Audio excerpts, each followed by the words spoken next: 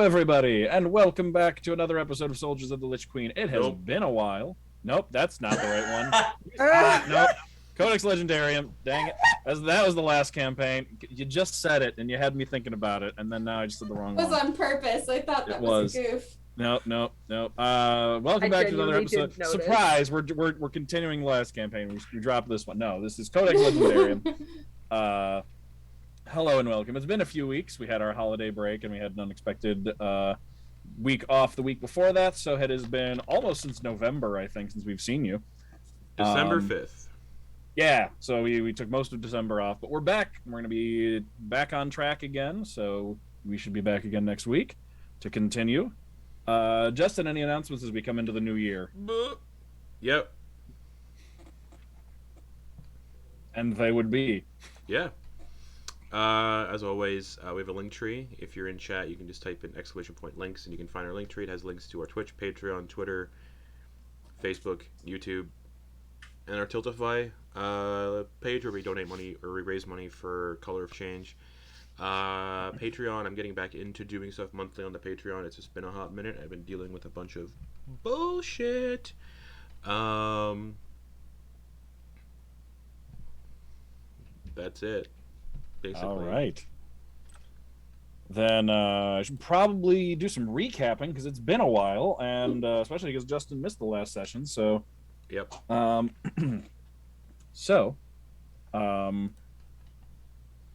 back a ways, the party all met up. They went to this ruin. They found out that the Yorian Empire was sacrificing people in an attempt to change the weather so that they could colonize the area and force out the locals. The party put a stop to that with great prejudice, just straight up killed the man responsible about maybe a fifth of the way into his villainous monologue. Just dropped him dead immediately. He had 4 hit points. He was a regular person. Took control of the ruin, came back, and then discovered that Madame Ingwe had done some maneuvering while they were gone, and she had called in the Queen of Sveruuk, the actual country that you're all in. She called her in and basically told on herself with an interesting strategy that basically threw Canro, the guy responsible, under the bus, claimed total innocence in everything, and then also kind of threw all you under the bus, resulting in some protection from herself and getting every Yorian in the country deported back to Aor, but in doing so also made sure that she got to safely go home. So the queen was like, yeah, all of them go home, but then was understood that Galina had taken responsibility for all of the Empire's dealings in that region. It was just like, oh, well, if you're responsible, then come with me so we can talk about this and, figure out if we need to go to war. But also along with that, in the same moment, one of the queen's hunters recognized Yulyanya and was like, oh, hey, wait, do you know a big grumpy half orc with one eye and a wolf pelt? And she was kind of like, no, I don't know what you're talking about because Yulyanya ain't no snitch. But eventually they kind of worked out that it was a good recognition because Savik, the bugbear hunter in question, was like, yeah, you helped, because recognized Yulyanya's hat, and was like, yeah, you helped save some of our hunters from a displacer beast. You two are basically heroes and saved some of our people. You're honored, you and him are honored guests. We're cool with you. And that changed some things. And yeah, so everyone kind of took some time, got to talk a little bit, do some discussing, and then accompanied the queen back towards her capital. So everyone kind of gathered up some supplies, picked up some things like a good amount of chain for one of the party members. Gathered all that up and started heading back. Everyone was being transported on basically dog sleds, but instead of dogs, the native animal of Sveruuk that is domesticated and pulls them is lynxes. So basically like 50 to 70 pound big fluffy cats. And they have like those like pointed ears. They have like the tufts of fur right on the ends. They kind of like come to a point. And they're like big, huge paws that work like snowshoes on the snow. And everyone kind of like rode on the sleds, working their way eastward. The queen is an orc, so she is large. She and her sled are large enough that it was a 2-person sled, and Monty and Yulyanya rode on that one. And then, I forget what the arrangement was, but there was enough room for everybody. I think Savic's sled is also big enough for 2 people, and then 2 other people rode with Sayu the elf, and Sisawak the tabaxi. Yeah. Oh yeah. However, as the party was traveling eastward, they came up crested the top of this hill where a group of feral and unwell-looking wolves stopped them and started speaking in some horrible grating language. I believe it was Princess who cast Comprehend Languages to be able to hear what they were saying, and they were basically taunting the queen about something about not being able to keep her family safe, and that these lands were maybe these lands were weak and vulnerable enough to make good hunting grounds. She didn't know what they were saying, but she was pissed, and she did say something along the lines of get the fuck out of my country, and then she said something about a witch before launching into combat. Everybody else, like the other hunters, stayed back and protected the lynxes and the sleds, and all of you leapt into combat against the wolves. Did pretty well. They were just wolves. Pretty much, it worked out that pretty much all of them died in one round, because then they all more or less exploded as horrible demons clawed their way out of their bodies, just like dripping with purple ichor and like flying up out of their bodies, who then engaged all of you in a fight. It was awful. They grabbed Tedros and Galina and threw them off a cliff, and then it was a fun time. It was a hard battle. Yulyanya discovered, however, that those demons were in fact very vulnerable to the damage caused by her sunbeams. So that was an important thing to note. The day was won. The battle was the demons were defeated, and they just kind of like evaporated into mist when they died. And the queen did not seem terribly surprised by their presence, but she was unhappy about it. She did also seem to react significantly to the help that was provided by all of you. And then she basically said, let's keep going. And as you all proceeded onward, you made your way the rest of the way to the capital of Eilenach, which is where we find ourselves at the beginning of today, is coming down and being able to see where you're actually heading to. So, yeah, actually, specifically what the queen said was, tell that witch her days are numbered. That was it. So, you are all arriving in Eilenach, the capital of Sveruuk. The settlement is set into a wide, round valley that nestles up against the northern border of the Sea of Stones, in which you have all spent a great amount of time.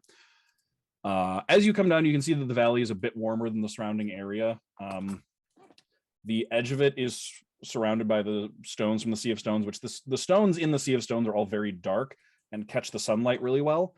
So with that, this kind of like this bowl is both sheltered from the wind and captures a lot of sunlight from the surrounding dark stone, kind of just providing a natural heating to the area from just warming of the ground. So it's a little bit more temperate, a little bit more comfortable here, and very sheltered from the weather.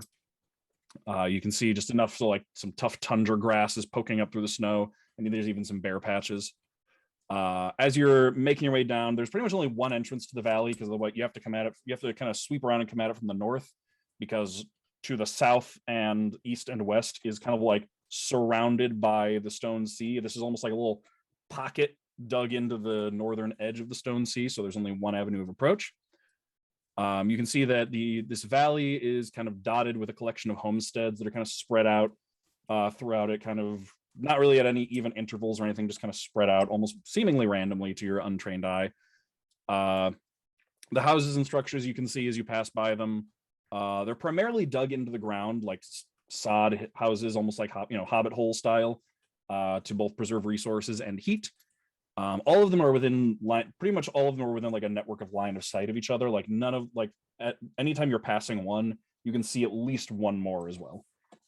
They're primarily dug into the ground, but other structures around are made from a combination between animal bones, small bits of wood, and then like furs and pelts and skins and things to kind of make up the structures.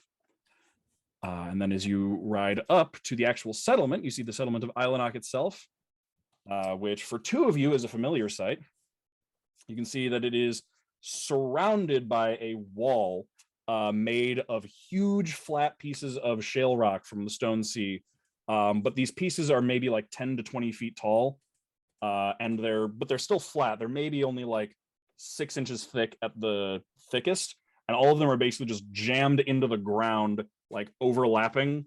Kind of like if for the dinosaur fans, kind of like the scales on the back of a stegosaurus almost. In that kind of like overlapping method, stuck into the ground like that. And they vary from like 10 to 20 feet tall, kind of just creating a stone perimeter around the settlement. You can see that they are all very worn and weathered from like with the wind and time, and they've been there for a while. They've been there for a very long time. And just outside the settlement sits a very brightly colored collapsed circus tent that no one seems to have cleaned up yet. Oh, no. Just still sitting over there, like just kind of hanging out.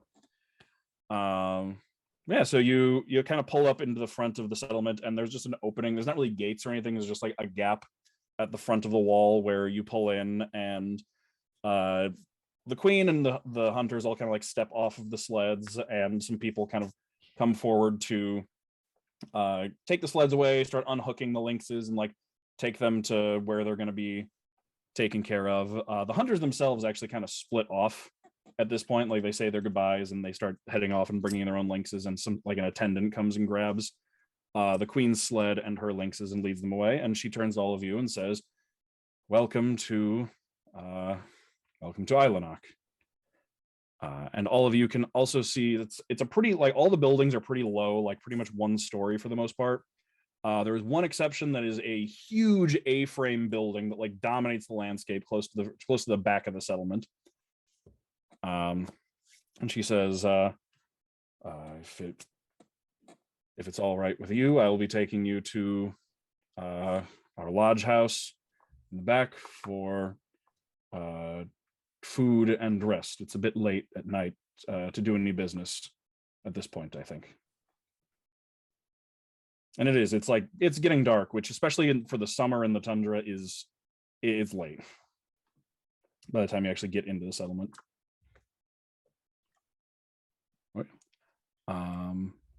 You can see, so she just kind of starts walking you through the streets, and you can see people like waving and smiling as they see her walking, entering into the town, into the city.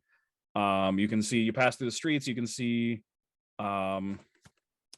most of the buildings are set up in these like winding, curling paths that like spiral off from each other, and like following mostly the curve, like starting from following the curve of the wall, because the wall is like pretty much just a big circle, kind of like curling off away from that, but then kind of spinning into these spirals, forming these almost like cul-de-sacs, like neighborhoods that like they kind of dead end into, with like bumping up into each other. As you're passing through the streets, you can see the last signs of children playing outside, playing outside with their friends, and being called back in by their parents over to their families and everything. Most of those streets, residential streets, kind of dead end, creating these nestled little neighborhoods where you can see people gathered out on what looks like communal porches, lighting oil lamps and finishing up cleaning after an evening meal while they just kind of like visit with their neighbors. One of the things you pass by that might catch some of your eyes is the right by the entrance is what appears to be a trading post of some kind. You can see that there are stalls set up around like a bigger central building, but everything's kind of like covered up for the night. Like merchandise has been brought inside, so it looks like it's closed, but you can definitely see that like this is a good place to do shopping when it's light out. Yeah, definitely telltale signs of like a marketplace of some kind. And as you're walking through, you see like it doesn't really seem like there's many other places for commerce or buying things. It seems like that is like your best bet for trying to like buy anything, kind of a general purpose trading post. So as you keep walking through the streets, eventually you come up to a she kind of leads you, she's leading you mostly in the direction of that huge A-frame building in the back of the settlement, but she deviates at one point to lead you back towards a kind of off to the side by a section that butts up against one of the walls of the settlement. And you come to a dome-shaped sod hut that's surrounded by a spiraling path. So it's like you could just like walk straight to it, but the path that goes to it kind of stops and then circles around it a few times, kind of spiraling inward to get to the door. And you can see that around, like along the path of that spiral, are 13 displays would be the best thing that you could think of. Just kind of like they vary depending on each of them, but there's like stuff sitting there, and the religiously minded among you would be able to identify those as altars, presumably to the gods. And there are like bowls burning some sort of oil set at regular intervals lighting up the path. And as you get up to the edge of that, the queen turns to all of you and says, I'll be just a moment. I just need to get someone to bring us to the lodge house. If you can just wait here.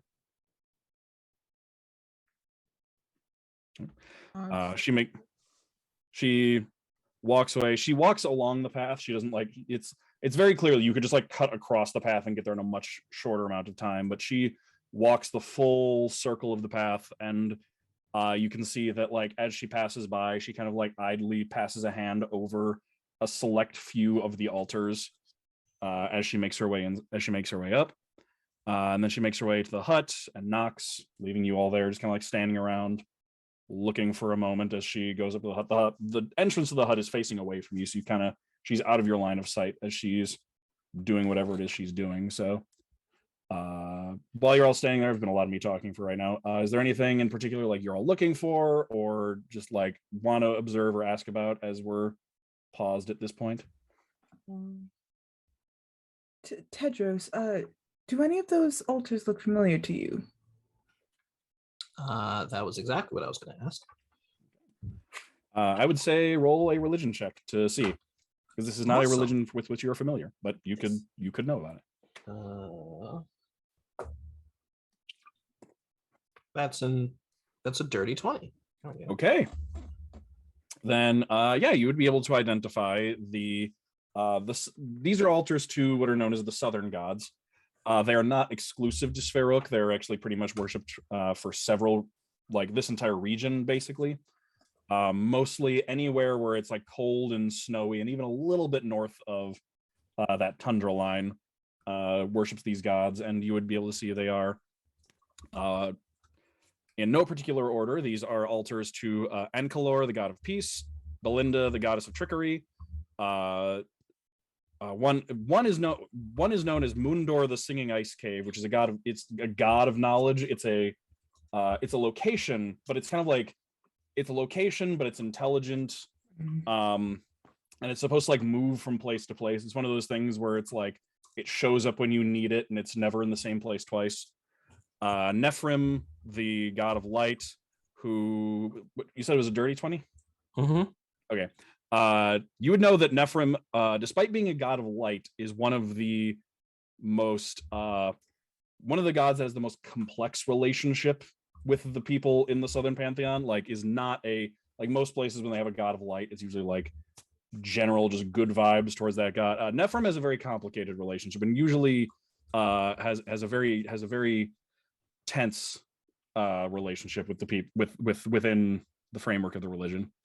Then we've got Retkla, the goddess of war, Kirail the eagle, god of death.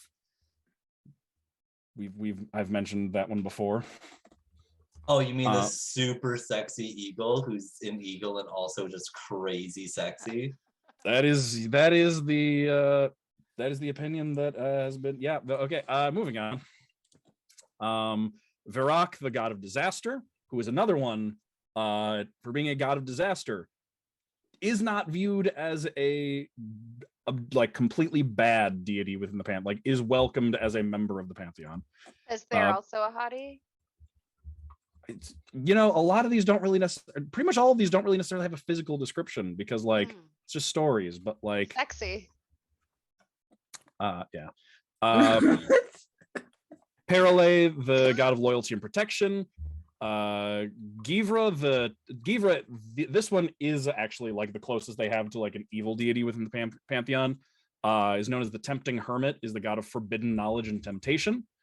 Does have an altar, but it doesn't, unlike the rest of them, it doesn't have offerings in front of it. Like the rest of them have like small trinkets and offerings and food and other things like that. This one does not. And then we've got Aerith, the Lady of the Mountains, and Auric of the Valleys, which are kind of a paired deities. There two are pretty close to each other. Liad, the Singing Feast Lord, the god of song and celebration, and then Karale, who is known as the Aurora Weaver. And that is the 13 deities whose altars are set up around this hut. Does Tedros relay this to He the does rest relay of the this party? information. Okay. And he adds on that he had a conversation with somebody because he's pretty interested in like learning more about other people's religions. And just, you know, like it's interesting, I think, to figure out whether or not, you know, people are worshiping maybe the same gods in different ways, or perhaps they're worshiping completely different gods. Fascinating. This is a DM question. Can Princess like recall like what altars the queen stopped at on her spiral way up? Yeah, actually, I would be able to tell you that. So the one that she lingered at the longest was Ankylor, the god of peace. And then also stopped at Kirael, the eagle, god of death. That one was a bit more, that one, like Ankylor was a very fond, like hopeful stop. Kirael was almost like a plaintive, like there was almost like a request, there was almost like a prayer of request to that one. Perele, loyalty and protection, and Varak, the god of disaster as well. Okay. Excellent. Mm-hmm. Yeah. This Don't understand about what? about anything. What is this? Oh, well, I'm not entirely familiar with the way everything is laid out, but you know, when some people, when they worship their deities, have different ways to do that, and sometimes it'll be through specific acts, but very often you'll find temples, or at the very least small shrines, that you can offer your prayers at more directly. And what happens?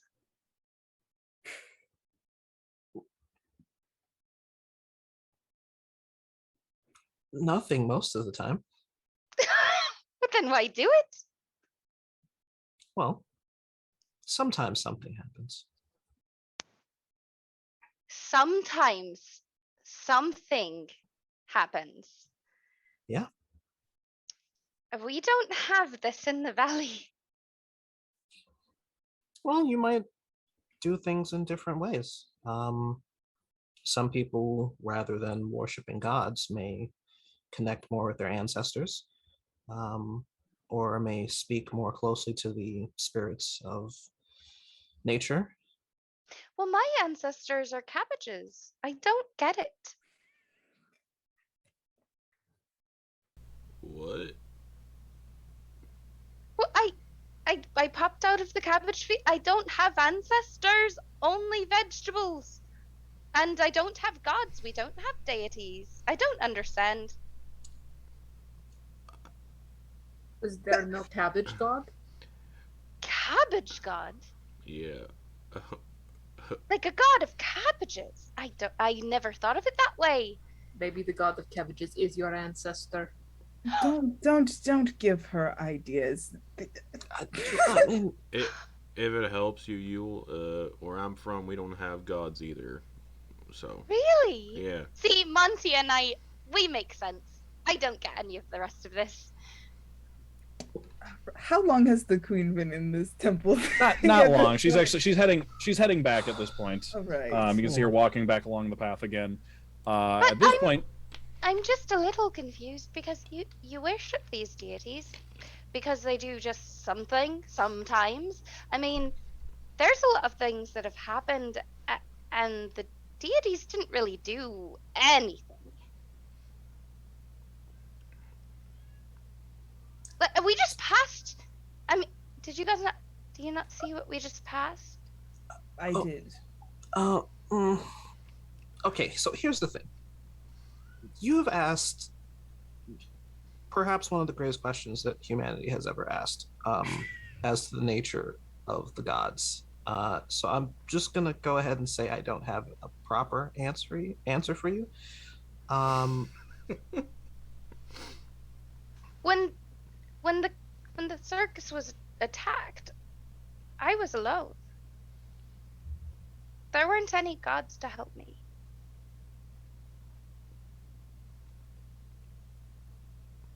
Yeah, that's the hardest question to answer. And it's one that I don't have an answer for yet. Well then, I suppose I'll have to make my own. Your own god, or own answer. Yes! Well, both. Yes, and. I mean, I imagine some gods are made up, right? So They have to be. And I could make up one that actually comes when you call. yeah. Is the queen just standing right there? she's making her way back. You can see Okay. the person she's walking with is actually walking pretty slow. She's walking with a old man.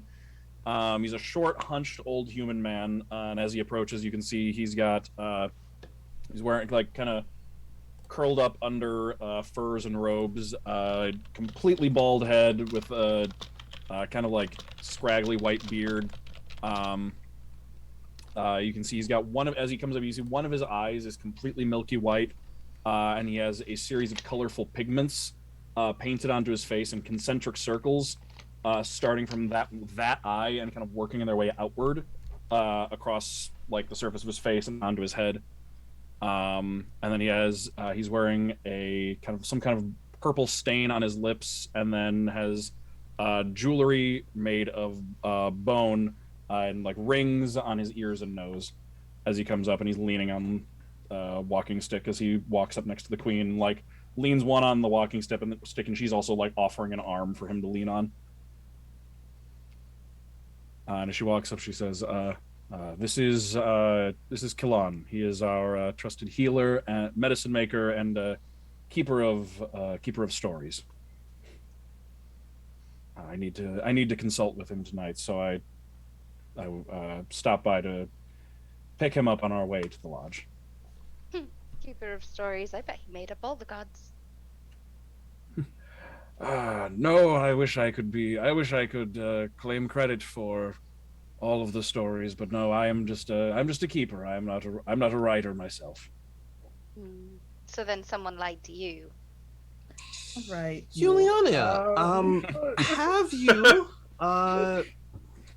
have you been here before? Well, yes. Well, yes. Yeah.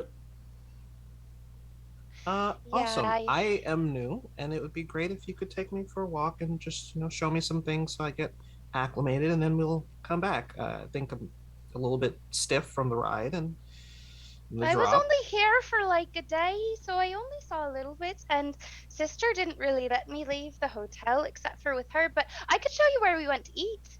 That would be awesome, and then we will make our way back. Okay. It's just a Marriott. Yulyanya would reach out to take Tedros' hand and pull him down the street to like this little pub thing that they had gone to eat while she like the day before the performance. Okay. Yeah, the queen's like thinks about it for a second, but then looks at the old man and just goes, "We'll be walking slow. We're heading. You can't miss the lodge. It's where we're heading." And she seems most keen on keeping Viktoria and Galina close by, and Yulyanya, with her hero status, is kind of just like free to wander wherever at this point. So she's kind of like, yeah, you two are good, whatever. So you two can make your way down the street. It's kind of like the place you come up to is more or less kind of one of those places where it's like you step up and they have like fabric hanging down behind you to like mid back level, which Yulyanya is like head level. And then there's kind of just like a counter where they have drinks and then just like some food cooking on a fire that they kind of just like turn around. It's almost like somewhere between a bar and a food stall. Ooh. And you two can go in, and there is a there's a human just kind of like standing behind there. You can smell just like the faint after like the faint smell of meat that has been cooking. Nothing's currently on the fire at the moment, but you can see that there's like cooking pots and things around. And as you come in, he turns around and says, "Oh, hello. Can I get you something? We were just about to close, but we have a little bit more. We have some time to put something on the fire for you, or pour you a drink." I think. Well, yep. No, go ahead. I would like 2 Winter Madnesses, please. I'm so sorry. Sorry, what? Winter Madness. I had it last time. Oh, Winter Madness. Yes. Right. And he turns around and goes through like a series of bottles and tankards and like a barrel, and just like starts mixing up several of these things into mugs that are made from hollowed out. Look like they're made from hollowed out horn, with kind of like a handle attached onto it. Like the first thing that goes in is like some kind of like it's not necessarily a jam, but it's basically just like kind of like mashed berries. Like it still kind of have the seeds in there that have just kind of been like crushed. Like puts some of that in the bottom and then kind of like muddles it with like a wooden spoon into the bottom of both of them before starting to add in like the liquids and the drinks and everything. And you're not exactly sure what is entirely added in there because you kind of lose track and none of the bottles are labeled. But eventually at the end, he hands the cups up and says, "And I saw as you were coming in that you were in the company of the queen, so those are on the house." Thank you. Well, thank you very much. But the Queen doesn't like us very much. Well, she is figuring out how she feels about certain people. Oh, yes. I'm a war hero. Well, less war. War is a lot. I'm a did really Deceptor Beast hero. I killed Yes. a Danger Kitty. Absolutely. Absolutely. Tedros, would you Yes. like a drink? Would you like a Winter Madness? Sure, yes, absolutely. Tedros, are you happy here?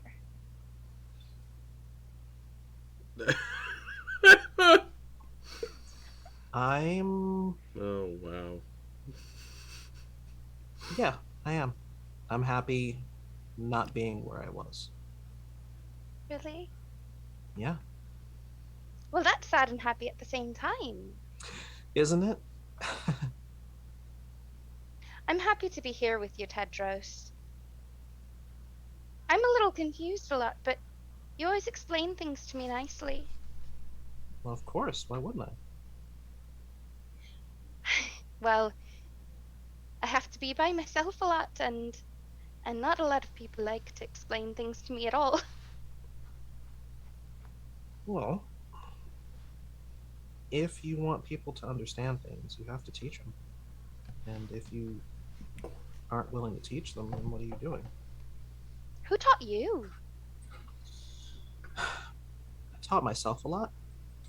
I wish I had more teachers. I had to learn a lot of things the hard way. But you certainly learned a lot of things. Well, yeah, but It seems like you know everything. not even close. Well, you knew all of the gods. I Are there know any all that you these believe in? gods. Do you believe in them? And Tedros reaches in and he takes off the medallion. Like, he takes it off completely. And he puts it in Yulyanya's hand. And the medallion, for those who are unfamiliar, it is the symbol of an owl with its wings outstretched, and the head is replaced with a full moon. This is a god that not a lot of people know about right now, I don't think. I don't know a ton myself. But this is Gugut. Kahoot? Gugut. Puvut? Gugut. Gugut. Gugut is the night flyer, the wind on the moon. Ooh. And as far as I understand, is a god of freedom and knowledge and magic. The M word! He's the god of the M word? God of moobs. Yes. Yes. Yes. And you believe in him?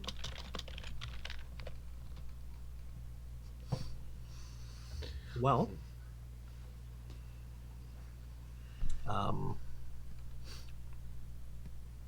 remember when you said that, when you asked me what the gods do for you, and whether or not I believe in all of that stuff, there are some things that I can do that I don't think have anything to do with what you've seen so far. It's a long story, and we can get into it another time, but or I guess it's a short story, but I don't want to talk about it right now. Another time? Mhm. That means you want to talk to me about it again. I will, yes. And then there are other things that you've seen me do. And those are things that I wasn't able to do until I encountered this medallion and encountered the knowledge that I have so far. The medallion with the god on it? Mm-hmm. So you think the god gave you those powers? Maybe. Maybe he gave me the powers I have now. Maybe he opened something up that was already there. Maybe it's none of that. I don't know for sure, but I do know that a lot of good has come into my life since Gugut did. And while I'm still trying to piece things together and learn, a lot of what I believe, and a lot of what I would like to do and who I'd like to be matches what I understand. So I'm walking the path right now. And that brings you comfort. It does, yeah. I hope I can find comfort someday. I hope so too. If it helps, Well, then- I think you will. Oh, how could you know, Tedros? You've only just met me. Perhaps, but what I will say is you've got a lot going for you. Well, then here's to us, Tedros, and our future of comfort. Here, here. I don't have a drink. Fuck me. The Winter Madness is a surprisingly sweet drink. You're not sure entirely what's in it, but the muddled berries definitely add a fruity flavor to it. and it is a very sweet, fruity drink. Perfect for Yulyanya. Yeah, you can finish up your drinks, and then the bartender, stall owner, takes the mugs from you and takes them into the back to go wash. All right, should we go? Yeah, we should probably find the others. I think I might have insulted people. A little bit, yeah. What we try to do, or at least what I think is a better way of going about it than some other people, is to respect that different people believe different things, and that there, especially when it comes to religion, there is no right and wrong. I suppose that I could believe that maybe there's things that I just don't understand yet, and that other people understand them better. And there are things that you understand that other people don't get yet. Like cabbages. Absolutely. And if you are going to discover the god of cabbages, you're going to definitely need to keep an open mind. So I think the god of cabbages might be my father. you'd be in good company then. Sister always said I don't have a father. And Papa definitely said I don't have a father. All right. May I? Yes. All right. And Tedros will reach for the medallion and put it back around his neck. And then he'll loop an arm out and... She'll take his arm and happily skip down the street. All right. And before they leave, he will grab 2 copper and just kind of slide it back on the table. Okay. You can't accept something free to save your life. Nope. Okay. The rest of you've been walking along the street with the queen and Kilon. It's slow going because he's very, very old. And she kind of shuffles. He's kind of shuffling his way down the street. And you can see that the queen is just patiently walking along with him, giving him the utmost respect and deference as they walk. As soon as you would have walked away out of hearing distance, I'm like, I apologize for you, Yulyanya. She's been having a difficult past few days.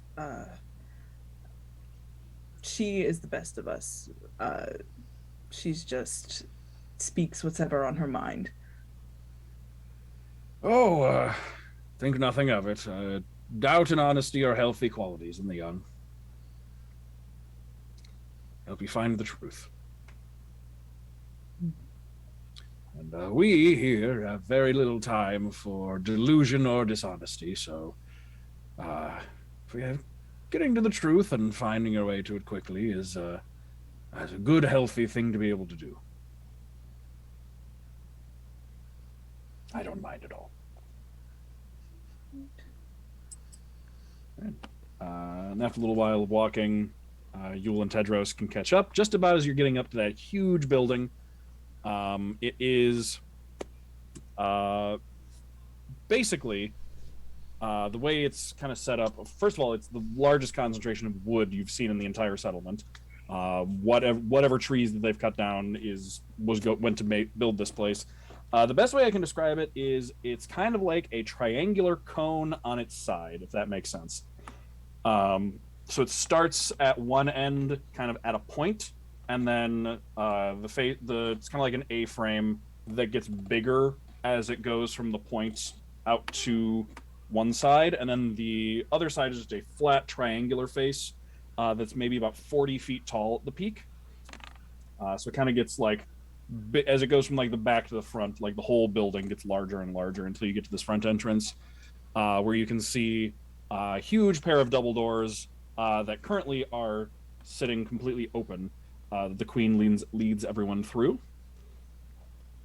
Inside is a cavernous, big building It looks like a combination between like a feast and a gathering hall. Kind of, it's very obvious, like the center of the community.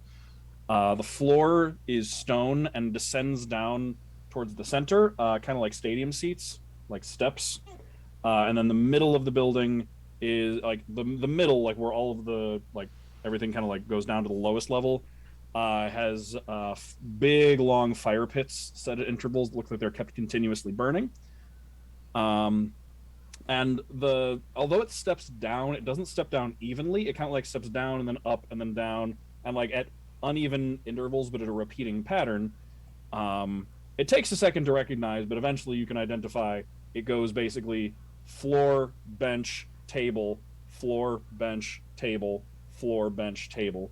So it's kind of like got like seating and tables like built into the structure on the way down, with like kind of aisles going down, because wood is hard to come by to make furniture. So that just the feast hall is just basically stone benches and stone tables tiered on the way down.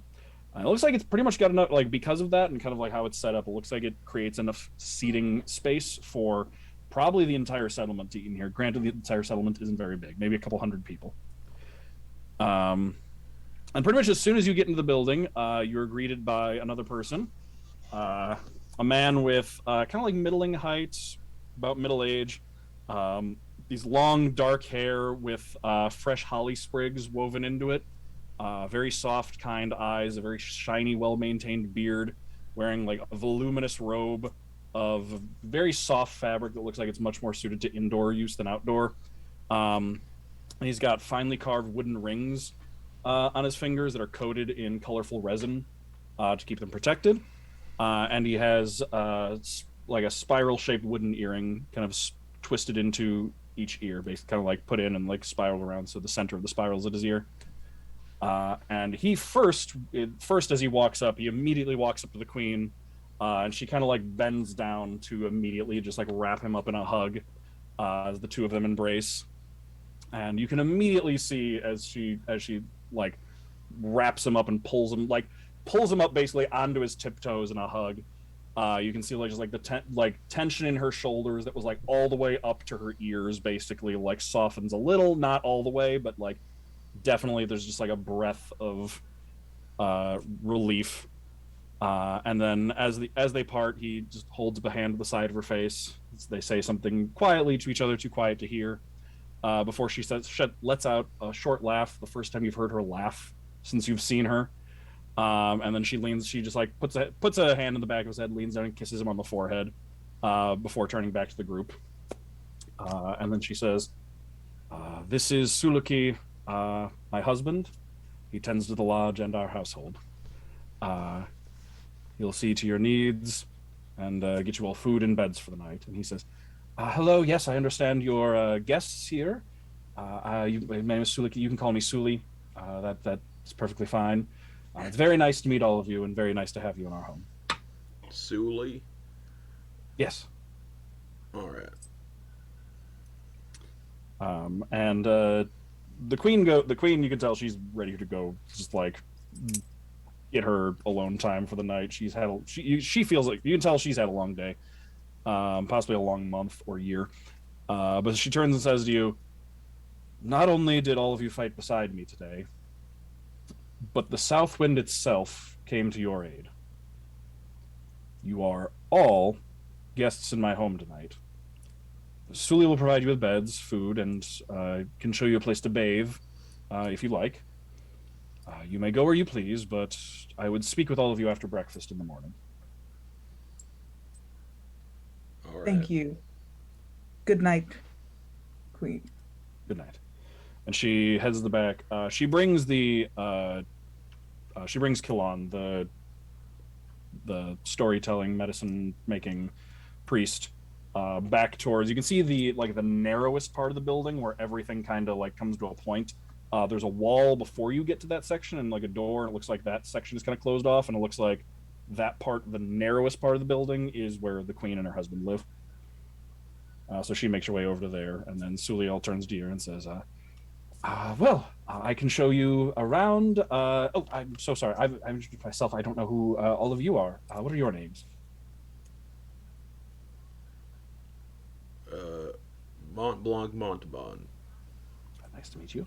Yep. I'm Yulyanya of the Valley. Very nice to meet you.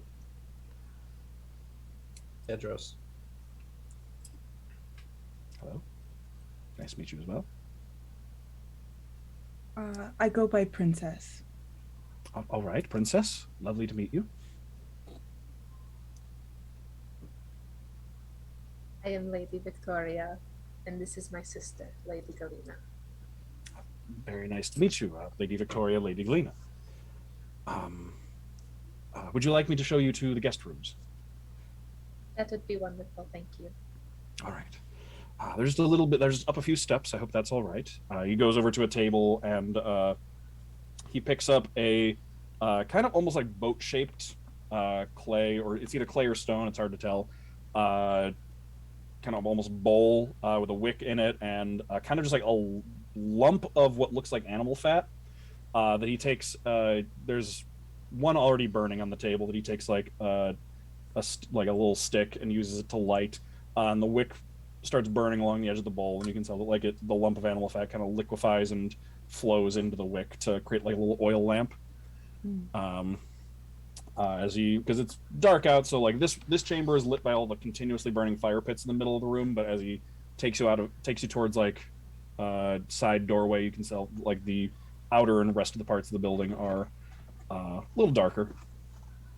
So he starts leading you along up a set of wooden carved stairs, and leads you up to the guest rooms, which you can tell as you get up there, the floorboards all have about maybe like a centimeter gap between them. But then the like ceiling boards beneath them are set at like the opposite interval. If that makes so like if you look down through the boards, you're looking at the center of the board below it. But then there's like a good gap about this big between them, basically allowing air to flow through. And as you come in, you can feel just like warm air coming up through the floorboards. And he says, the kitchens are directly below us, so you'll be woken up in the morning by the smell of food, and the cook fires tend to keep it pretty warm in here. And you can see that there are beds set up. They're basically wooden platforms. Like it's pretty much the whole one wall is a wooden platform with like a short set of steps leading up to them, with kind of like an oblong, like kind of just like depression into them, just like loaded up with furs and blankets. And there's also like some tables and chairs around, and just like places to sit and set your things. And you're on the outer wall of the building, so like the angled A-frame part of the building is the outer wall of this one, which basically the way the room is set up then, kind of like all the heat that's coming up from the kitchen is then angled upwards towards where the beds are, kind of just creating like a nice toasty pocket of warm air up there to keep in all the heat. These people are very good at keeping all heat and using it as efficiently as possible. And he says, feel free to get set up in here, get settled in. As my wife said, you can come and go as you please. Feel free to rest if you like. Someone can show you around in the morning when it's light out, but if right now you would like to explore, feel free. I can also go get you some dinner, and as my wife mentioned, if at any point you'd like to wash up or bathe, it's a bit of a walk, but I think it's worth it. Not that I think that any of you need bathing. It's understandable. Yeah. All right.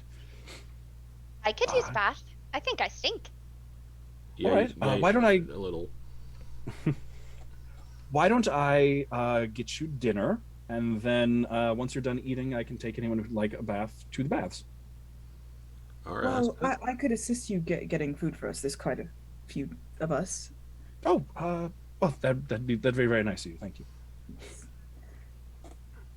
Right. I would eat. All right. A plate for everyone? Yeah, sure. Thank you. Mm-hmm. All right. So Princess, he'll lead you back down the stairs and around the kitchens, which are like right next door to the stairs that led up here because they're directly beneath your rooms. And it looks like he's got all the food was cooking already. It looks like he did the cooking. So he's got everything kind of set up.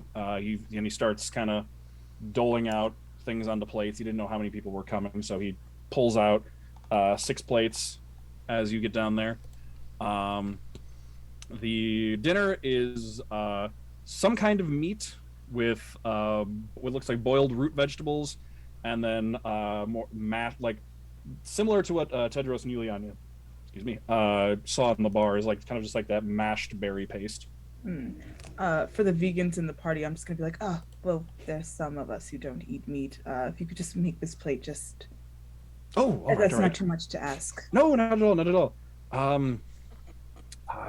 For the morning, when you say you don't eat meat, does that include fish? I think so. I think that includes fish. I think. All right. Yeah, then because how many vegetarians are in the party? Is it just Galina, or? I think it's Galina. Yeah. Okay. Yeah. Then you can just get an extra big plate of the like boiled root vegetable medley, and then the berry sauce. Love a vegetable medley. I remembered you. I got you.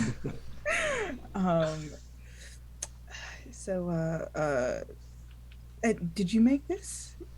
Yes, I did. Are you always in the kitchen? For the most part. I manage the household, so now when we have feasts, of course, I get help. I can't cook for the whole town at once. Well, I probably could, but it would take me a while. So it's much easier and much faster if others come in and help out. Impressive. I can't cook to save my life. My skills lie elsewhere. Oh, well, that is understandable. That's everyone has their own talents. Yes. Yes. Well, it is late. So we could get this food up too. Oh yes, of course. And he gathers up some trays to like set the plates on. You're just trying to like weight or balance all of the plates on your arms. He gets like basically 3 plates on each tray, and then hands one to you, and then he takes one, and then you two can head upstairs. You get back up and start passing out the plates, and he explains what's in them. The berries are mashed honeyberries, which are a type of tundra berry that's very similar to a blueberry. It's kind of like a wild blueberry. The root vegetables are mostly like potatoes. What are they? Leeks, I think, and parsnips. Yes, parsnips. Thank you. And then the meat is walrus. Sweet. Roasted walrus meat.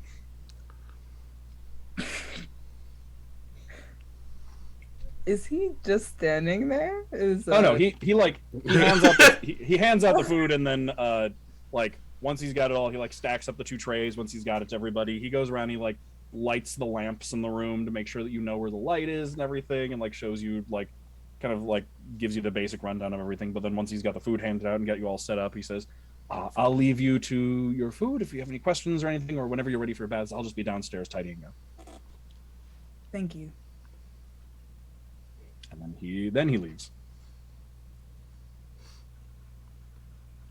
I think Tedros will listen to see when he isn't able to hear him anymore. Okay. You can hear him a little bit kind of muffled because he's tidying up in the kitchen directly below you, and the gaps in the floorboards, because they allow airflow through, they also kind of allow sound, but it is still muffled, and like it's a high ceiling up to here, so like if you're talking quietly, it doesn't seem like he can hear you. Like he's kind of like humming and singing to himself, and like you can hear that he is, but you can't really make out words. Okay. And Tedros says, I think we should be able to talk quietly, Yes. Montblanc, do you understand the situation in its entirety? I believe you were separated from us when... I'll be honest, I got no fucking clue what's going on. God, I wish that were me. Okay. Prince is gonna quickly fill Montblanc in on all the stuff with Madame Ingwe, to that based off of her understanding of what happened. Any corrections that Galina would like to offer as well. No, just gonna let me. Okay. And basically it's like, yes, so that is where we are now, but like thankfully because of what you and Yule did, at least they're favorable to half our party, and then of course the events on the tundra with the wolves. It seems that we're all war heroes now. Well, hopefully none of us will become war heroes anytime soon. We're trying to avoid a war, yes, and she looks to Lady Galina. Ah, yes. Wolf heroes. Really quick, anyone who's trained in history? I have advantage on it, but I got a not for fat what you're- 0. But I'm on not. history. I am not proficient in it. I am I not have a proficient fat in it 0, either. but I'm proficient in it. Okay, so it's Viktoria and Tedros, I think. Yep. Okay, and then actually I'll give it to Monty too because Montblanc came through Okay. the correct part of the country for how he entered Wait, this region. I'm -1. How are you proficient in history but have a 0? Are you just have really bad intelligence? I have a -2 for Nice. intelligence. So Viktoria, Tedros, and Montblanc would be aware that Sveruuk, I forget if I mentioned this already, Sveruuk is actually currently at war. They are at war with their eastern neighbor, Ilismaruk, and they have been at war for a little while. Sveruuk is not the aggressor, so they are the ones that are currently being attacked. How do you spell the other place? ILIS. All right. MARUK. There's a space between those two. Cool. And basically they're fighting because where they border on a bay to the east, and they're currently fighting over that territory. Sveruuk owns most of it. Ilismaruk is trying to push their border back and take that area so they can get greater access to the sea closer to the side. So that is currently a thing they're dealing with. Well,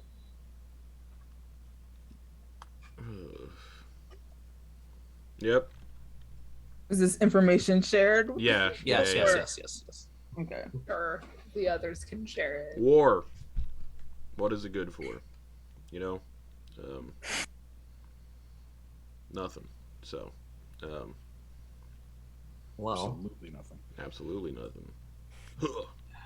Actually, Maybe economically good for- speaking, War is good for a lot of things. It does boost the economy because more people are producing things to support the war effort. Yeah, there are definitely Patriotism. There are definitely better ways to support the economy than trying to burn down another country. Yeah, Yep.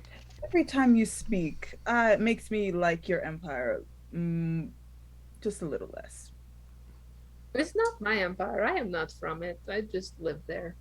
And You it are is a just a fact, lady. unfortunately. Oh, Yeah, the you're a Empire. lady of the empire, so it's Not your by choice. Not by choice, everybody. Then you could So not you were be forced into it? You could choose not to be a lady of the empire. Yeah, but that's a conversation I have to have with the Lord and all of that stuff. And that conversation will be had when we get back home. Yeah. Let's have a conversation about Baths. other things we've seen today. Demons. Yeah. Wolves. Yeah, not great. Those No. were. They hurt. A little bit, yeah. Well, more than a little bit. I Getting feel fine. tossed off a but, mountain. Well, you didn't get tossed off a mountain. That's good for your health. Cliff. It's pretty It was a good. cliff. Yeah. Look, It was a little cliff. it was a little cliff. Mm-hmm. Okay, all right. I think a good tactic to discuss is not getting thrown off cliffs and then go from there. I agree wholeheartedly. Well, the way the queen made it sound, that the way that we're going to clean this debt and the mess off our hands is to help her and her people with the wolf problem. So maybe that is perhaps in our future if we would like to leave this behind without starting another war. there's very little chance of Sveruuk actually choosing to go to war against the Empire. Not only are there resources stretched across the war they're already dealing with, the Empire has the resources to win. Very easily, might I add. Pride is a powerful thing, and Lord Canro has insulted hers greatly. It is in her best interest to not go to war with Aor, is all I'm saying. And I think that considering we've quite literally taken care of all of the responsible parties aside from Ingwe, there is little benefit to going to war. Yes, it seems likely that we'll be able to reach a more peaceful conclusion to this story. Are there ever benefits to going to war? No. No. None. Well, no. If you want to be pedantic about it, but generally no. Ethically, no. There is Yeah. no benefits. Was there no war in the valley? I don't really know what war is. Ah, Yeah. I'm happy about that, honestly. Yeah. yes. Thankfully Envious. not many wars and conflicts where I'm from either. I mean, I believe that war is about fighting, and there's nobody who fights in the valley. Noted. Maybe I should move there. Right? The valley is sounding like a pretty ideal place to live. Yeah, it just has sentient cabbages, so It's quite a lovely place if you like cabbages. I do. I do like cabbages. Cabbage is pretty good, yeah. Is there anything other than cabbage there, or just cabbages? Yeah, do you have beets? We have all sorts of vegetables. Love Can you make borscht? Love with beet. It's not really the vegetables that I would say are the most notable part of the valley. There's also people there, and that goes well for other people. did they pop out of the ground too? No, I they think have that's fathers. Huh. But can they grow beets? They can grow beets. I'm loving Ideal place. this lesson about the agriculture of the valley that you cannot tell me where it is located.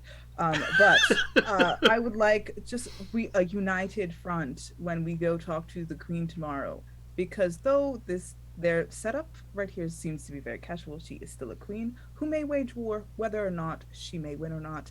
I don't know why I care more. This is not my country. I didn't on either part, but I would just like us to go in with a plan. Yeah, you're putting in a lot of energy for somebody with no stakes. Well, I wouldn't I say care there are about no people not stakes. going to war. Forgive me. Yeah, I Yeah, think for sure. being Yeah. decent I get human the being feeling is that- good. I get the feeling that Princess cares about Galina not going to war.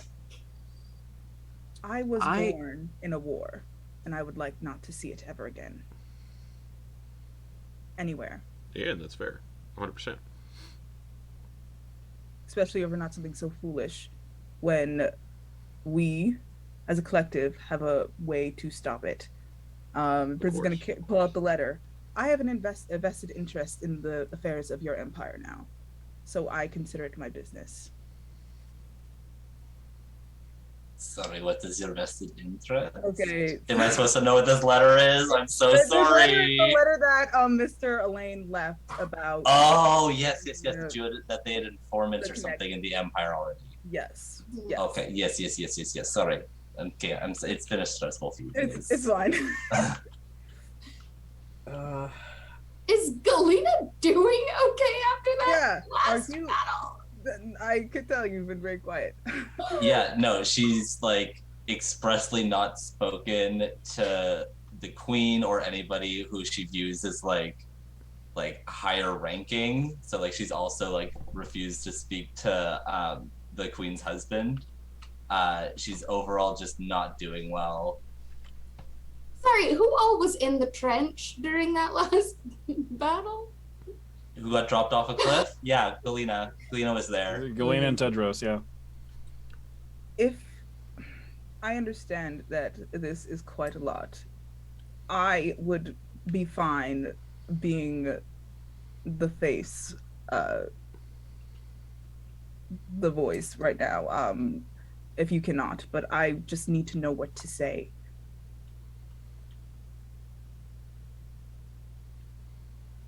So am I supposed to have the answer right now? No, I'm just not now. It's been very late, but I just it's important. It's all, and I know you know it's important, but What are we trying to do? first step, not die. Yep, that's always a We've good done one. good on that part. Yes. No one has died. No Yes. one has died, but some people have gotten way closer than I would personally prefer. Oh yes, perhaps they Victoria should put forgot on to get armor. armor. And I am sure that this is a fantastic place to get something that will be both weather appropriate and better defensive. That's a tomorrow thing. Yes. I did not see nothing when we were coming in, so I do not know about that one. Just There was a trading post. It was It's by late. the. It People was go by to the- sleep. Well, maybe we should make use of the baths and have a clear head in the morning, because agree. the queen did say after breakfast we will speak with her, and maybe we could have a better head in the morning. It was a very difficult past few days for some of us. Yeah. I think I can safely say it's been difficult for all of us the past couple of days. I'm doing perfectly fine. I don't know what anyone is talking about. Right. Their fault. All right, just me. Great. No. I don't believe Yule's being quite honest with herself. I'm going. Are we good to take a bath? Are you all done with your food? Yep. Okay, then Prince is gonna stack the plates and go back down. Fine. If Princess is stacking the plates, she will realize that she has to put Galina's on top because Galina has only moved stuff around and hasn't actually taken a bite of anything. But it's just like really perfected the art of like making it look like she ate while she's been talking. Seeing that Princess will just like hold on to like Galina's forearm and like it will be fine and you will be fine. Yes, of course, everything will be fine. I don't think you believe that. But I'm gonna go get Suli. And then she's gonna go to the kitchen. So Yeah, he's just about finished cleaning up at this point, and is just you can see he's like preparing ingredients and stuff, and looks like he's getting ready for like to make breakfast in the morning, and just like prepping some stuff the night before. And as he hears you come down, he says, hello. I hope you enjoyed dinner. I did very much, thank you. Excellent. Is anyone interested in the offer of a bath? I believe so. Yes. Most of our party. Right. I'll gather up some supplies. If you could just have them meet me down here, and then I'll show you where to go. All right. Bit of a walk, but again, I think it's worth it. Yes. Okay. And then Prince is gonna go upstairs, communicate that to the rest of the party. all right. Okay. So who all's going? Go, I guess, if everyone else is going. Okay. All right. So everyone shows up. Yeah, he's got. He's basically gathered up It's a bathhouse episode. Almost. Don't say that. He gathers up. He's basically gathered up a bunch of towels and like he's got like a basket with like a bunch of towels and then just like some like lumps of soap. Damn, I swear to God, if we don't make it to the bathhouse, I swear to God. And then he says, "All right. Oh, everyone's coming. All right, excellent. Are we all ready to go?" Yep. All right. So he leads you back out of the lodge house entirely, and then actually starts leading you out towards the back of the settlement. Like you're like walking through the streets and everything, and then you go back towards the back of the settlements. You get to the wall of the settlements, where there's like a much smaller gap than there was at the front.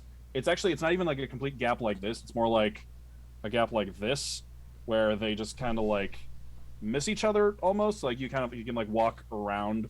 So if you're looking at it from the outside, you can't necessarily see the gap, but if you're coming at it up close, you can see that you can just walk through. And then there's a path that leads up the hill from this like bowl-shaped valley you're in, and goes up to a bit of a more rocky section.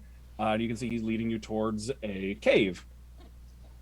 And as you make your way up, you can just as you get to the entrance of the cave, you can just hear like the sound of trickling water from inside. You can see some like burning bowls of oil spread out at intervals, and he leads you in. You can see that it is the cave is filled with stalactites and stalagmites, and as soon as you walk in, you're just like struck with just immediate humidity and moisture in the air. And he shows you the natural hot springs in the cave. So it's not a bathhouse episode, it's a hot springs episode. Hey. You'll have to see it. I'll allow it, yeah. So yeah, he shows you in, and it's kind of it's set up into these like natural pools that are like all kind of spread out and separate, and like the stalagmites have kind of grown up in between them, almost creating like natural privacy screens. And there's plenty of them spread around. So he just says, "Go ahead and take your pick." Right. Generally, depending on your preferences of heat, they do get warmer as you move towards the back of the cave. All right. And don't worry, it's all been well explored and everything. This place is as old as the settlement itself. I have no idea when it was even founded. Cool. Wow, I've never been anywhere like this. Disrobe and walk to the very back. Okay. just right there. Yeah, just right there. Bring my clothes with me, and I'm just gonna submerge myself in one of the pools. And because of my warlock subclass, I can breathe underwater. So I'm just gonna sit at the very bottom of the pool. Nice. I have a question. Yeah. At what level did you get? Was that a first level ability, or did you just get that? Gift of the Sea, first level. Okay, so here's my question: does Montblanc know he can breathe underwater? Of course he can. Of course he knows. Okay. Yeah. Okay, he's tested it before it's come up. Okay. He just sits at the very bottom, just swimming speed of 40, swimming speed of 40 feet too. So he just hangs it at the bottom. Ooh, nice. Yeah, you just sink down, just hot tub heat water. I get the feeling that Monty figured out this the hard way. Probably. Oh, no.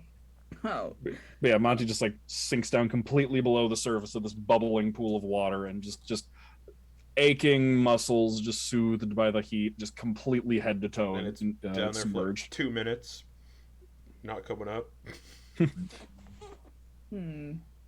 I also don't know, because it depends on. I don't know where everyone else goes in the cave, because Monty specifically went to the very back, which is the hottest part. So I don't know. Like, it's a pretty big cavern, so it's hard to see. Which pool do you want to go into? Well, I don't want to boil myself, so probably somewhere in the middle.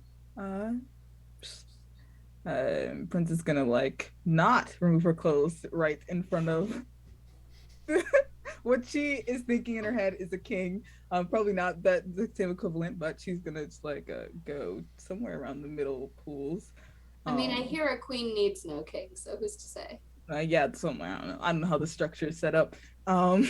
You have only heard him introduced as the queen's husband. You have never actually heard him introduced with the title. Exactly. He does also give all of you like soap and a towel as well. Nice. Yeah. Thank you. Okay, great. I am gonna go a little bit further back. Okay. And Tedros will, fully dressed, head straight to the back, and then very, very, very shyly he will get in. Okay. Fully dressed? he thinks about it for a moment, but doesn't. He does get undressed, but it takes him a moment. He's like, I could probably just leave it here and it'll dry afterwards. But he's like, stop fooling me. Yeah, the walk back would be a little cold. Yeah. A little bit. I was in the pool. Oh wait, wrong. Never mind. Are Lady Galina, Lady Viktoria? I would pick a pool that is as far away from everybody else as I possibly can be, and also not too hot, because I do prefer colder climates. Actually, there were probably some outdoor pools that were like just outside the entrance. Oh, So you could yeah, probably even she get full hard turns goes to an outside pool. Yeah, so you can that one is like actually cold water because like it's probably on the colder side of room temperature. It's like the cold outdoor winter air mixing with the natural springs, but the fact that it's also farthest from the heat source, like that. Well, like even in the dead of winter, that pool is probably still liquid, but like it is definitely like combined with the cold air. Like anybody else in this party that sits in that pool is getting hypothermia. Yeah. All right. And you can sit in it. And that one has a very lovely view. It's like, because this is all kind of like up on like a little like ledge that like looks out over the entire valley, and you can see like the walls of the valley, just like little firelights way out from some of the homesteads outstretched over the valley, and you can see the entire settlement and town down below you. You can see the lodge house and like the circle of the wall down, just the entire landscape laid out before you as you're just like sitting in the bath. Yeah, I think she takes a second to be like, nice view. And then I'll do like my cleaning up stuff. And then as soon as I'm done, I'm just going to sit in the bath and continuously upcast shape water to just kind of like make like a puppet theater, basically, with like water forms that just like to just go through everything that's happened the past like 2 weeks. Like everything that's happened, she's like recreating with like shape water, like with like the water little figurines and stuff. And just like watching it with like hawk eyes, trying to figure out like where she went wrong and what she can do better next time. Jeez, okay. That's so sick and so sad. Victoria is respecting like bro code. She's not gonna go to the one like right beside Monty, but definitely like in that area of just boiling hot. She will give him like a couple pools distance, just like, respect. But she will get in one of the hottest ones she can find.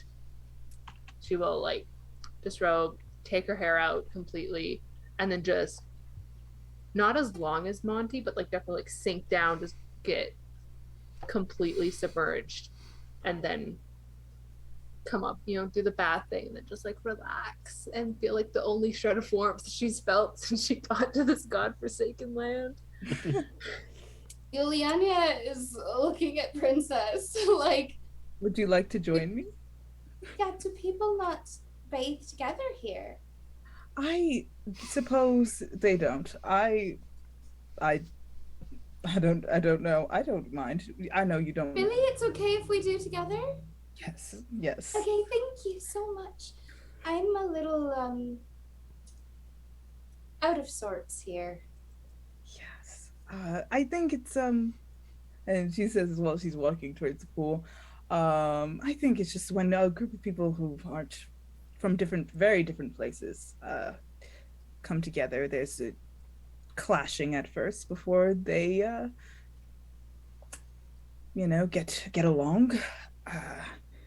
And then Princess starts like takes off her her black coat, and underneath I don't think as she has like her bandages that she always has on, she slowly starts unwrapping them, and underneath her bandages, it looks like if someone put Princess in a blender. Like she is so many, there's scars all over, and as she begins disrobing and stuff like that, the scars continue everywhere as she gets into the pool.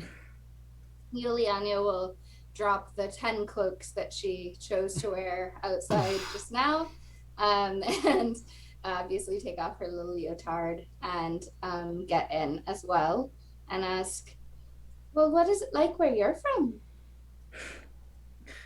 Oh, oh,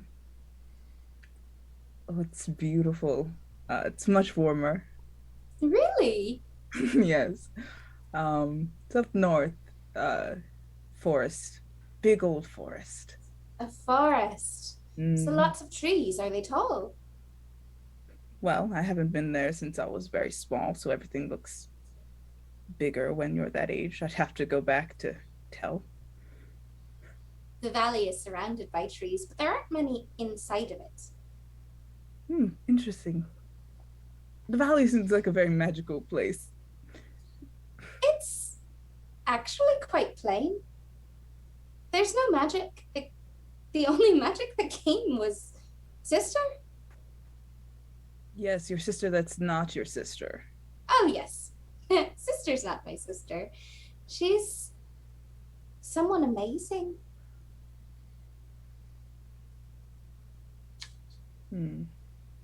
But whenever we go out and there's bathhouses or, well, whatever this is, we always bathe together. I mean, in the valley, people bathe together too. I didn't because, well, reasons. But, well, other people did. I saw lots of other women bathing together. Yeah, I was for most of my, I guess, the important part of your youth, I was raised by myself. I was the one child in a place where there was not many children. So Really? yes. There weren't many children? No. No. On purpose? Or could people just not have children? I don't know if there was a ban on children. But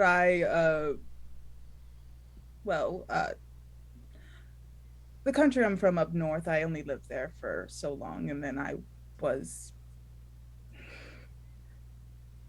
brought someplace else, and that place didn't have many children.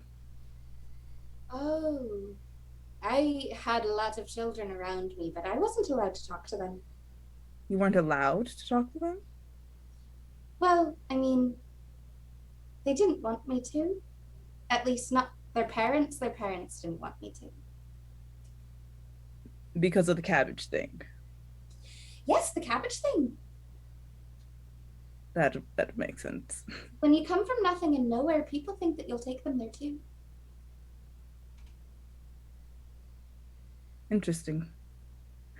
Well, I imagine it'd be hard for you to take someone someplace you've never been, so. I think I was there, but I'm not anymore. I'm a person now. At least I think so. I think you're a person too. Well, thank you for bathing with me. Of course. There's no reason not to. Everyone has a body. I don't know what. I think Galina personally just needed some time alone. I think Tedros is a little shy. I thought Galina just liked cold water. Perhaps, but I think Galina is having a go of it. I'm probably not making it any easier. Why not?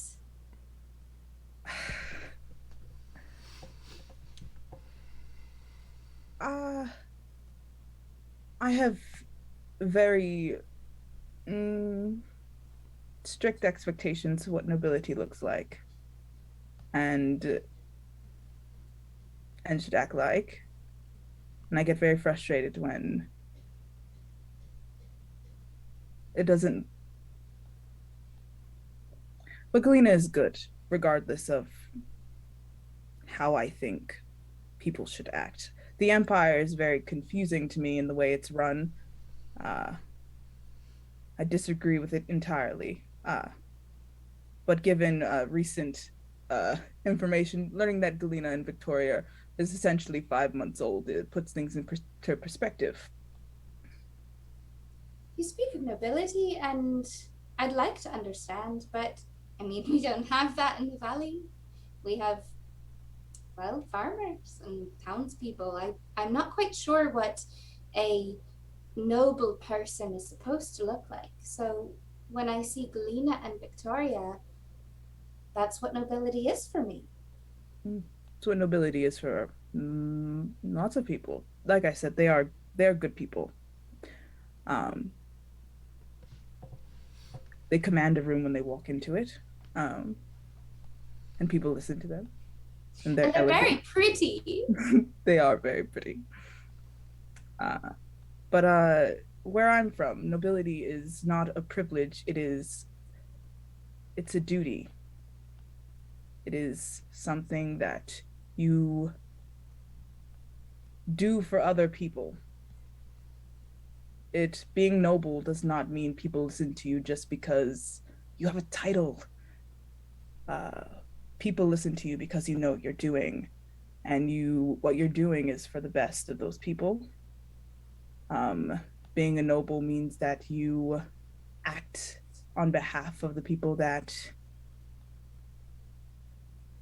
depend on you, because farmers and as you say, farmers don't want to go to war. We have no reason for it. Exactly. And there's nobody to go to war against. I mean, the valley is just the valley. It's not like there's any outsiders. Except for Sister. Sister's an outsider in the valley? Oh yeah, she came from the cove. The cove, the valley. How far did you travel from the valley to here? Oh, well, we've been on the road for about 7 months. 7 months. Where are the other places that you've stopped by? Sister doesn't really tell me the names of the places. I'm not allowed to know a lot of things. Interesting. That's so weird. Well, I know Sister's very important to you, but I will always, if you have a question, and I'm sure I will answer it. Maybe not right away if it's in a time where I can't answer your question, but I will always answer your questions because you deserve to know where you are and where you're standing and what's going on. Part of me thinks that if I knew where I was, maybe I would have been able to save her. Maybe if I had tried harder. I don't think it has to do with that. Like you said, Sister is very capable. If she couldn't handle it, I don't imagine that you could have either. Thank you, Princess. Welcome. Well, I would say let's get out of here before we prune. I already you kind of. You don't like being pruny? It makes you wrinkly. I have a few wrinkles already. Your skin is very beautiful. I'm glad one of us thinks so. And then Prince is gonna start doing her like dry off and then putting on those bandages again after she like washes them. She's been washing them while they talk. Yulyanya is still detangling her braid. Okay. Yeah. But if you're still doing that, Princess is gonna just like wrap up and then like go outside.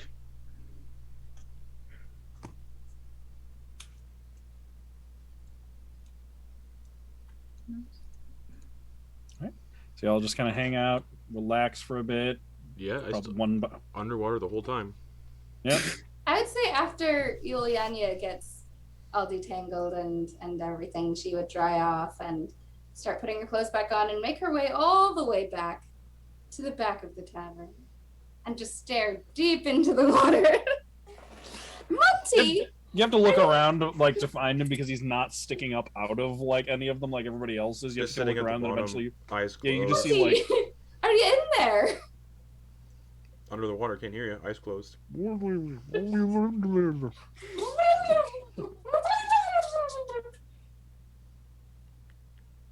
Look around. You look up and you can see the warbling, somewhat familiar shape of Yulyanya looking down, straight down at you from through the water. You see a watery mess of green and brown. Mm-hmm. Monty, we're going! No idea what Just you're starts like slapping the water.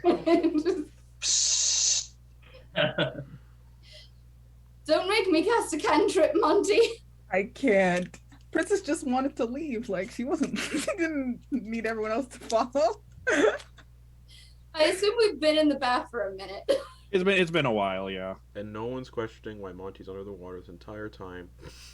It's Montblanc. I don't think anyone has ever been surprised that Monty can do something extraordinary.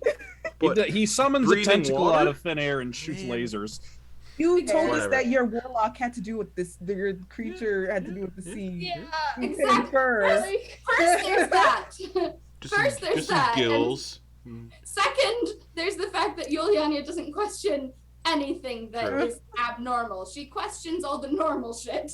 Yeah, Yulyanya's like, what do you mean you have religion? You can breathe underwater? That's fine. Since That's fine. all right, I'm well, fine with that. since I have a swimming speed of 40 feet, I'm gonna bolt to the surface. It's really not that deep. I'm It gonna, is I'm like, gonna, jump out. He's at the Okay. bottom of a hot tub. yeah. So Monty just like opens his eyes and then just like jets up out of the water with a splash and then just like lands outside of it. Oh, I should probably put some clothes on, huh? And then get dressed. Just gets dressed soaking wet, doesn't even put the towel on, doesn't even towel off, just starts getting dressed. This is not canon, but I so badly want to say, oh, it's not like I haven't seen it before. What? It's not canon. It's not. I'm confused. Get dressed. What's up? Monty, we're leaving. Are we? Well, Princess left, and I'm drying off, and I'm worried about Galina, and you know what? I'm not quite sure what to say about Viktoria or Tedros.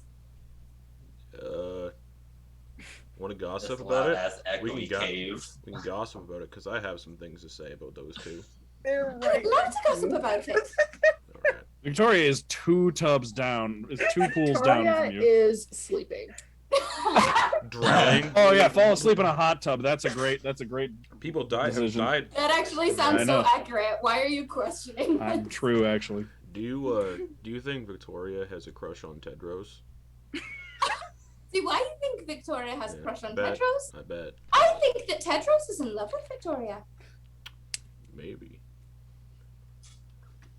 I mean, What? you've seen the way that You want to they put look some money at on her. it? You want to put some money on it? Absolutely. Whoever reveals their feelings first. I bet Victoria will, and I'll bet all my money on it. All your money. Yeah, my 15 Hmm. gold. I bet all my money it'll be Tedros. Deal. I make sure I shake with my hand that's missing 2 fingers. So I'm just holding the 3. Yeah. All right. I think that I could get Tedros to reveal his feelings. How would you do that? Well, I'm very capable when I need to be. You know what? Absolutely obsessed. That might be kind of fun. All right, you try to get Victoria to say what she feels, and I'll try to get Tedros to say what he feels, and then we'll find out who feels what. Okay, you little Wattpad writers. Should we be blunt? Should we be blunt about it? Like, hey, do you like so and so? Yeah, that's how you should do it. I Should yell in their face. Hey. Question. Can Tedros hear all this? You said you're somewhere. Oh yeah, Tedros is also in the back of the cavern, right? Yeah. Yeah, Tedros, roll a perception check. Man's can't have any personal. Please I'm fail it. speaking in orc. No. It's not like Yulyanya can speak orc. Try 14. celestial. Try celestial, my I dude. don't got that one. Yeah, Tedros, you can absolutely hear everything they're saying. He is just like he's like He's like, a shit, am I seal. He obvious? just like slid out, and he's just like ducking down and drying himself off and trying to get dressed as quickly as Perception possible. check. Stealth check from Tedros. Oh my god. 12. 12. You're not wearing your armor, remember? 9 plus. I know. 9 plus 3, 12. Yep, exactly the same. Ooh. Hey, Tedros. Got a question for you, buddy. Yeah? Victoria told me she has a crush on you. Excuse me, Monty, you went against the rules of the bet. That's not how this There- works. Tedros we- was mine. We didn't set any rules. We did set the rules. Nope. I said I would get Tedros to say something, and you would get Victoria to say something, and you went against it. Victoria did say something to me a while ago. Well, that doesn't count, and you didn't tell me. We were gossiping, and you didn't tell me. Okay, I was lying. She didn't tell me. But I bet she has a crush on you, Tedros. I'm sure of it. Yep. I mean, she's asleep right now, but we could wake her up and ask her. Yeah, hold on. Tedros fully Do you want me in to the sing the middle wake-up of song? changing. Yeah, sing the wake up Being song. stopped. My And now pencil you're is having this back in the conversation room. about him as he had to stop because you beckoned for him. No, Tedros is still getting dressed. That's still happening. Princess outside. How long has it been since she's been outside?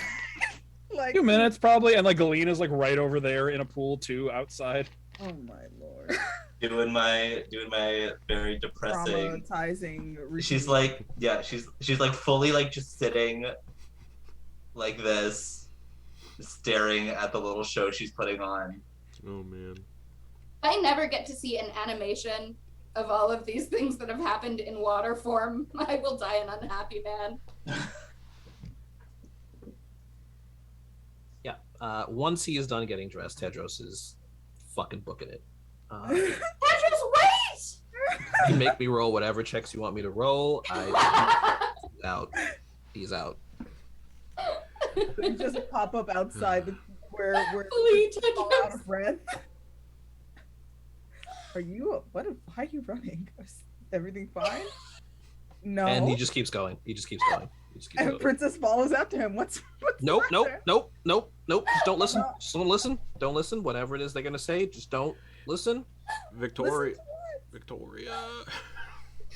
I just hear them going towards inside. So, just- Yulyanya, Yeah, sing Will a wake up song. absolutely. Yep. Yulyanya is missing her pan flute, so she's just gonna cannonball into Victoria's pool. Oh, Nice. Fully clothed. But I mean, she's a gymnast, so she's gonna drop her cloaks and jump in the air and do a couple of spins and then land straight in your pool.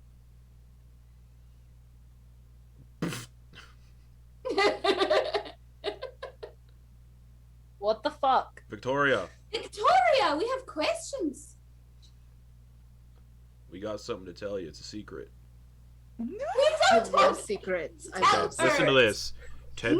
Tedros said. Monty, no, Monty, no, Monty, no, Tedros Monty, said no, he's Monty, no, got a- Monty, no, Monty, don't say it. Tedros said Don't. Tedros said he has a crush no, on he you. didn't say, and Monty, Crush. no, he didn't say anything. Monty, no, he didn't say anything. Tedros Monty. says he's got a crush on you. No, Monty. Tedros wants to crush me. What? Tedros I mean, wants to crush probably, you. Yes. probably. Monty, Monty. But Yes. Tedros is a fucking bottom. Shut Monty. up. Tedros wants to crush Victoria. Tedros wants Victoria to Yeah, crush him. it's probably the other way around. But Tedros said he has a crush Monty, on you. no. Monty, no. Tedros is the physical embodiment of step on me, mommy. Tedros has said no such thing, Victoria. Don't listen to the lies of a crazy man in a pool. Victoria, how do you feel about You're Tedros? the one that just like, what? I can I please get dressed first? Yep. Monty, Yeah. go. I'm not a dog. I'm telling you to leave. No. I'm asking you nicely. All right.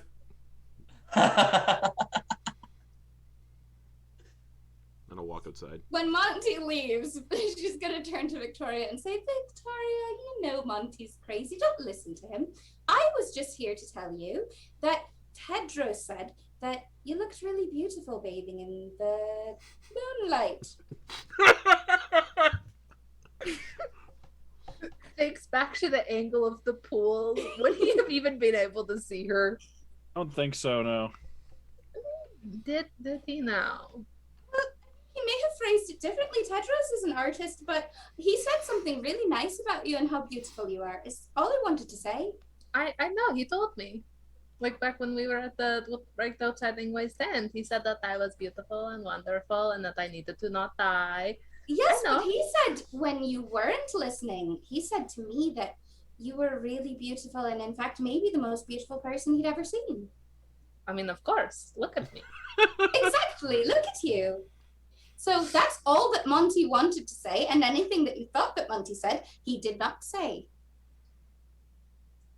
No, he said, look, listen, I don't really know what he said, but he said that there's a crushing, and like, I don't want to be crushed. Oh, yes, Monty was saying that he felt so crushed by your beauty that he didn't know exactly what to do with himself or about it. And that is why you should wait for him to say something to you, because he's very shy. And not because anyone has money on it at all. Can I make some kind of insight check? Yeah, go ahead.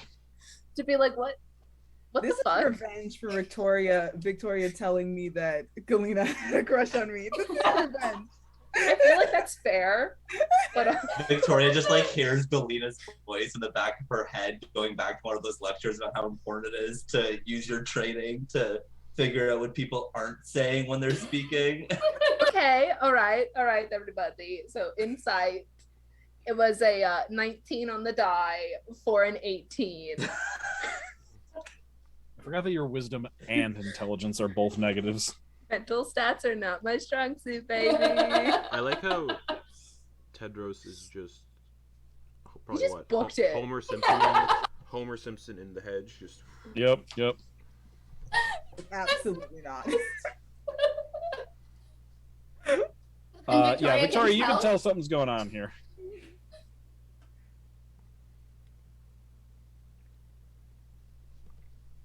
Are you trying to prank me? Would never try to prank you. It just feels a little suspicious right now that both you and Monty suddenly have a vested interest in my friendships.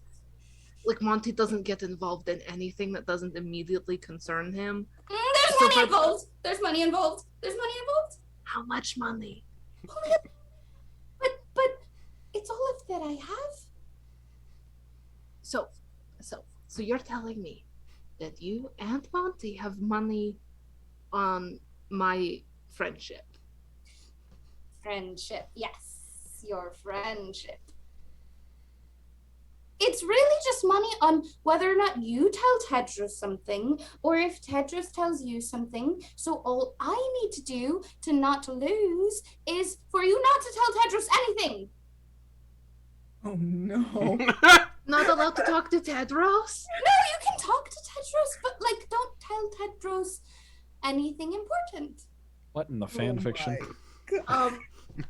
We are literally about to have a meeting with the Queen. Well, I kind of have to tell him important things. That's fine. Yes, Just that's tell fine. me exactly the phrase I'm not supposed to tell him, and I will Don't help tell you win him this. the phrase of how you feel about things of things nature. I have a lot of feelings. Okay, People are I telling me. know. People are telling me that I have to feel them. I cannot shove them Don't down. tell Tedros that you're in love with him, and then we're fine, and I'll split the money with you. You think I'm in love with him? Don't think you're in love with him. You two think that I'm in love with him. You don't think that you're in love with him. They met a week ago. He is really good friend. Okay, that's fine. So that means I win. I guess, yeah. Yeah, if you're not in love with Tedros, then we're fine. Am I? Yeah, I'll still win. I'll make sure that Tedros says something to you. I walk out of the cave. Boop, boop, boop, boop, boop. Yep. Princess is still standing out there. Princess Tedros and now Montblanc are all standing out there. Tedros And then, left. while Tedros Galina, is heading back to the. oh, that's right. lodge. And Princess then Galina is just there, right But there in the everyone is pool. leaving. Everyone is leaving, so we should probably go. But as long as you don't confess your love to Tedros, then we're good, and I'll split the money with you. How much money did Montblanc put on this? Everything he has. Holy shit. Deal. Hey, Tedros. Yes. Tedros is not gone. here. Tedros is Tedros, gone. it's just me. Tedros is gone, buddy. And Galina. What did you do to Tedros? I didn't do anything. Does Yulyanya Princess Yulyanya was prying Tedros about his feelings for Viktoria. Well, they're in love, obviously. But Of you can't course rush they them. are. That's what I was saying. I mean, but you can't meddle in people's love lives. I That's wasn't. irresponsible. I They've known wasn't. each other for a week. betting is not meddling. That Monty. Yeah. I give Viktoria 2 more weeks before she cracks. Want to bet on it? You Princess walks off. I love the sudden inclusion of Monty's gambling problem. No. Yeah. You know what? I am too. I don't have a gambling problem. That I makes didn't- sense, I though. didn't Knowing think- your backstory, that makes sense. I did not think that Yulyanya had a gambling problem. I was a sailor. What do we have to do for fun when we're just sailing on? Oh, that's true. That's true. I think I'm learning that Yulyanya has just never been introduced to gambling. Let's go to a gambling house. Well,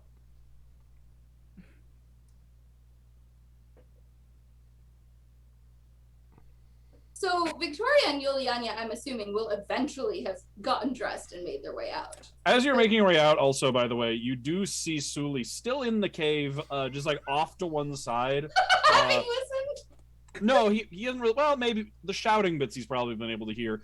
No, he's just like off to the side. There's like a different section that's like a much bigger pool, a much bigger, shallower pool with some rough rocks on it, and he's just like over there doing laundry, just like washing some like clothes and like up against some just like a rough section of rock, just like washing them and like dunking them in the water and washing them, and looks over, is like, oh, are all of you ready to go?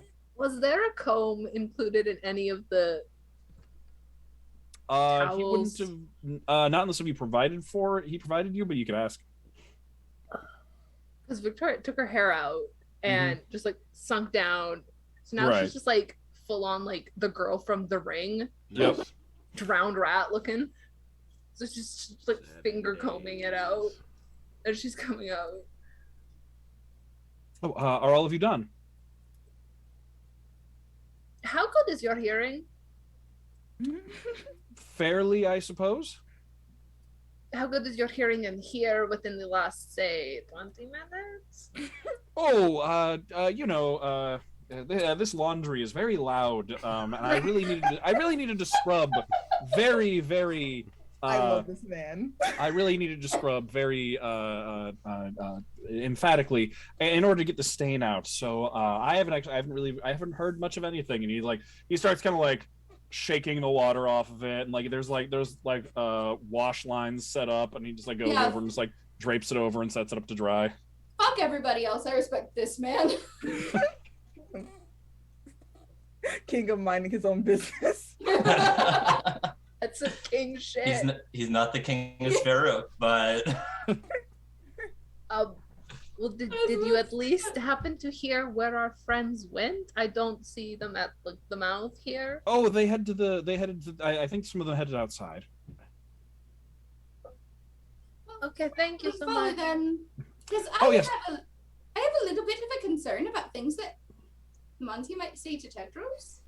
Yeah, I also have a very big concern about that one. So thank you for your hospitality and Victoria's booking it outside.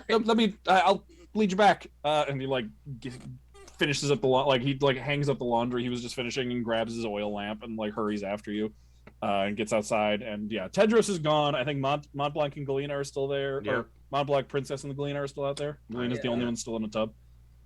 Galina was still in the tub, I believe. Yeah. Yeah. Victoria's getting he's in also Monty's face. wildly not pruny. Yeah.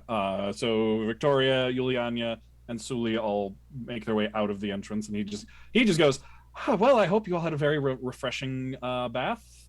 yeah, it was great. Thanks. Shall we get back? Oh, good, excellent. I'm very glad to hear it. Should we get back to the lodge house so Yep. we can get you into bed for the night? Of course. Yes. Yes, head back. I'll be back shortly. Oh, all right. Will you be all right finding your way back? Yes, thank you so much. Okay. Well, is everyone gonna walk off? Yeah. Princess would stay and Yulyanya would stay back. Yeah, not like, giving Galina her privacy, but like very obviously standing guard. Yulyanya would go back up to Galina and be like, Galina, you're staying? Yes, probably just for another hour or two. But everybody's leaving. Yes, you must get your sleep. But what if something happens? Nothing will happen. Everything is fine. We're kind of far. It's not too far. Is everything all right? Everything is very good. Well, that sounds like Also, Galina, like, full stop, has not looked up from the show she has going on, and it's just kind of like giving her responses while staring. Is it clear from the water show that it's happenstances of our past? Like, can we, like, Yeah, probably by this point, the like rest of the other people, it's like, at first it was like just Galina and Viktoria and like the starting off of their little adventure. But I think at this point, we've probably gotten into like the juicy bits of like the entire party together. And we all And the know water, how like, detail-oriented Galina is. So it's like, you can clearly see like your little water puppet. Yulyanya just like flinging herself into battle. Galina, what is this? It's just little exercises. Exercises of watching Mental our exercise, battles? yes. Is that good for you?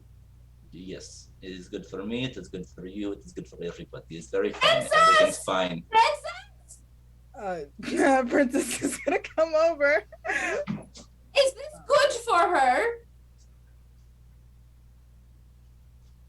Princess is gonna look over to the water play and then up at Galina, who's clearly not making eye contact. We can't say what's good for everybody else. And Princess, because she carries all her shit with her, she doesn't leave things behind. She pulls out her sack and she pulls out her notebook and she opens it up, and in it is drawn. It's much similar to kind of like what Lady Galina is currently doing in her notebook, but in drawing format. Sometimes it is good to play over our mistakes, even if it looks a little bit of obsessive. And in Princess's notebook, it looks like someone possessed has taken over this notebook.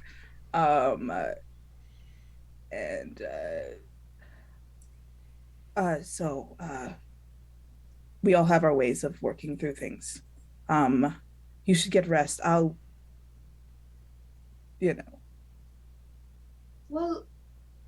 Galina, I hope you're not lying to anyone or yourself about this being okay. No, everything is good. Thank you so much. Okay. Yulyanya will hesitantly start backing up and following the direction that they came from. Okay. So who else is leaving? I did. Everyone but Princess, I think. Yeah. Okay. Remember Princess and Galina? Okay. As the rest of you make your way down the valley and like to the outer wall, you get to that outer wall where there's the gap, and you can see that like Sully knows exactly where to go and like basically like counts the rocks over. But he makes sure his oil lamp has like a good amount of fuel in it, and then he actually kind of sets it down and nestles it into the snow right at the rock that you would go around to get back into the city, and just kind of like leaves it there as a marker for Princess and Galina before leading everyone back inside. Because once you're inside the settlement, it's, there's light around and everything, and it's easier to see. And then leads you all back up into the lodge house, where he'll lead you all back upstairs and then say, if you need anything at all, just let me know. but breakfast will be in the morning. It won't be first thing, so if you have anything you'd like to do out in the town, explore a little bit in the morning, feel free. And then it will be available in the morning. Oh, I did have I think Lady Galina was the vegetarian. I wanted to ask her if she ate fish. She does not. I can answer. Oh, she doesn't. that Oh, question for perfect. you. Perfect. Thank you. I will make sure there's something else for her. Good night, all of you. Toodaloo. Your Majesty. Just Suli. Good night. Thank you. Yeah, thank you. Is Tedros in here? If you are going back to be with the Queen, can you please tell her thank you from all of us too? Yes, I think that would be good for her to hear. Right. Good night, all of you. And then he heads downstairs and goes back to his chambers. Well, it's been a long one. So, Monty!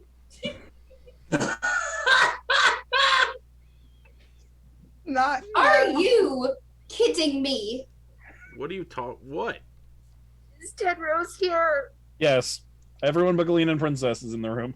Victoria's just gonna make eye contact with him and just like kind of nudge, like leave these two to like hash it out. See?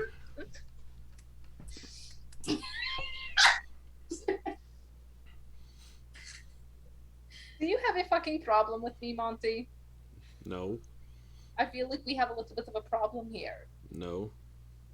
No, Victoria, you don't have a problem with Monty. I do. What? Sit somewhere. I'm not a dog.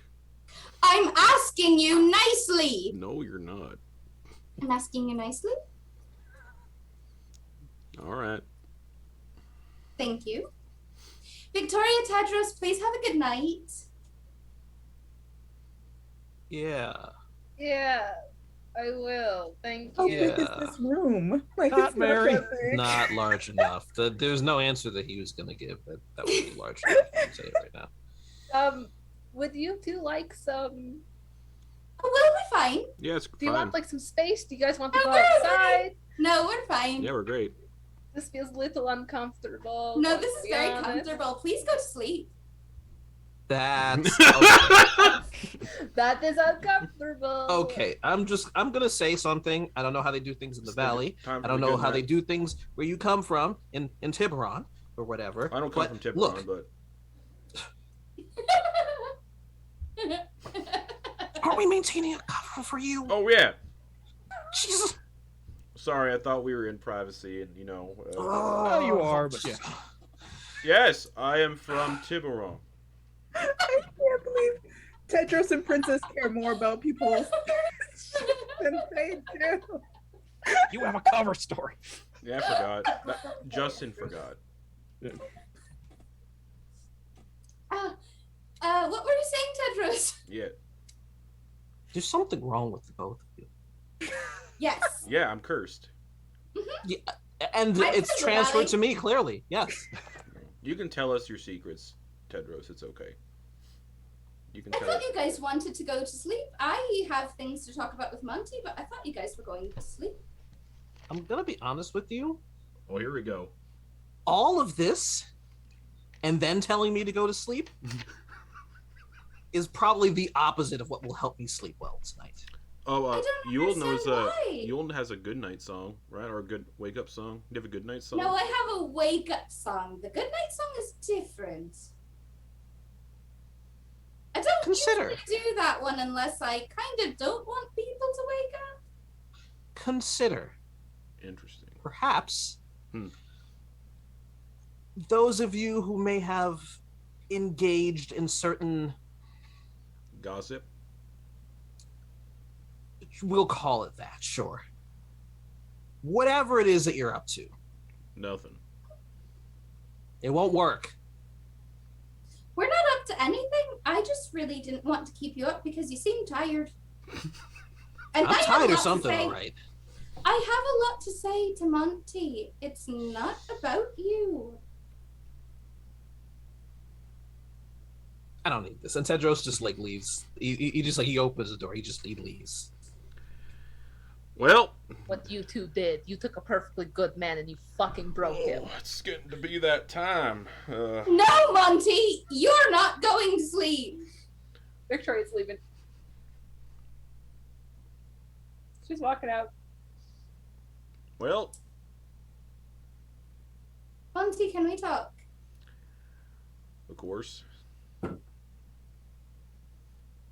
I like you. Huh? I like you.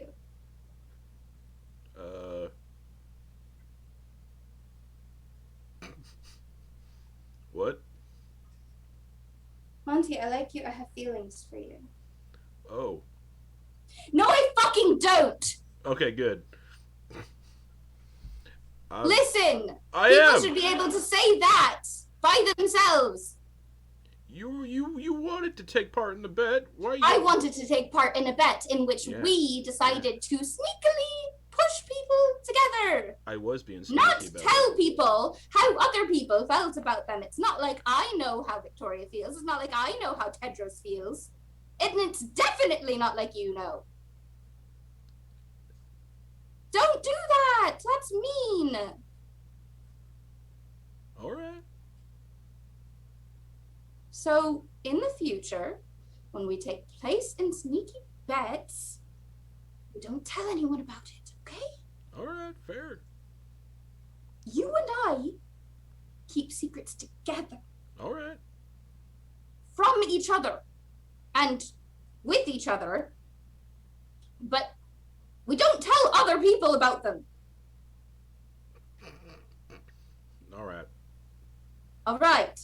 I apologize. Nice. All right.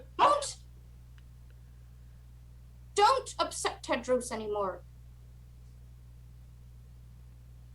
Okay. Victoria can handle it. I'm a little worried about Tedros. Yeah, me too. So let's go to sleep, and in the morning we will what? He's a sweet baby boy. What will we do in the morning then? Eat breakfast. Apologize. We will apologize in the morning. Yeah, of course. Good. All right. And we will continue this bet, because obviously they like each other. Of course they do. Everyone sees it. Like, duh. Duh. Of course. Okay, so Like- go to sleep and stop making trouble. I'm not a troublemaker. Are you not a troublemaker? Nope.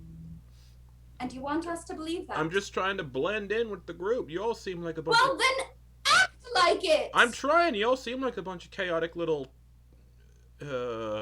things. So, you know, Galina, you know, came in all high and mighty to the queen and then immediately I'll kinda- tell you and then what. I'll tell you what, Monty. Victoria's When a you're going too walking far- disaster, so...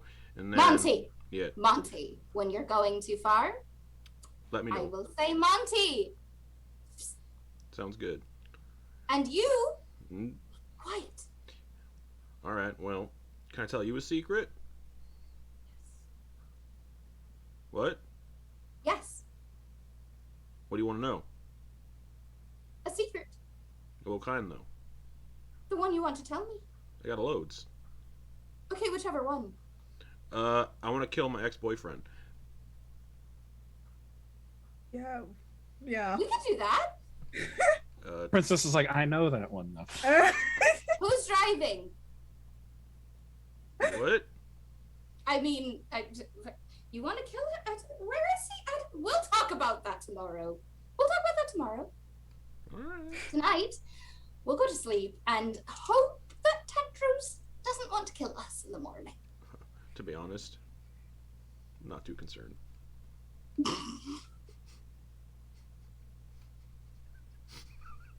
I'm so sorry. Monty, don't be mean. Let's go to sleep. It was a joke. I know, but Tedros might not know, so be nice. All right, which room's Tedros's? I'll just knock and say goodnight. You're all in the same Same room. room. This You guys Oh. kicked them out of your room. This is everybody's room. I'm pretty sure very soon Galina and Princess will show up, and eventually I think Tedros and Victoria have to come back. I don't know where they went, and maybe they are out there making our bet moot. Making out? And you never know. Maybe say... they're saying they hate each other. Maybe they're saying they never want to be together. And maybe they're making out passionately, and you will never know because of what you did today. So think about that. They definitely can hear what you're saying. The camera pans to Victoria and Tedros furiously making out right outside the door. More likely, it pans to them standing in the kitchen looking up at the ceiling where they can just hear every word through the floor. Well, it's getting to be that time. I can't stand Yulyanya will have, in the very end of the conversation, been still yelling angrily at Monty while putting on her pajamas and like vaulting into her bunk, which I'm assuming if there's like actual bunks, it's the top one. No, they're all level with each other. Okay, well either way, she is vaulted into her bunk and covered herself in blankets to make it very clear, probably glaring at Monty right before going underneath the blankets to go to sleep.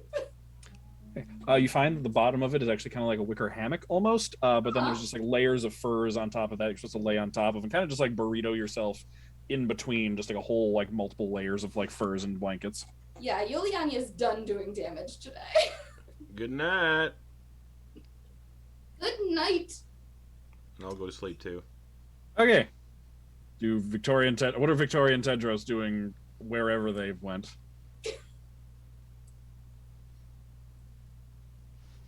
I don't know where Tedros went, so we're doing some damage control. Oh no. Honestly, I think that he's probably just sitting at one of the like downstairs in like the big meeting hall. He's just sitting at one of the like tables. He's just okay. And he has a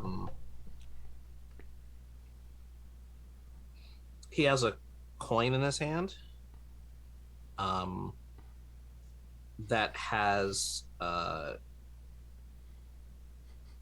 Gugu's symbol on one side and is completely blank on the other, and he's just like flipping this coin.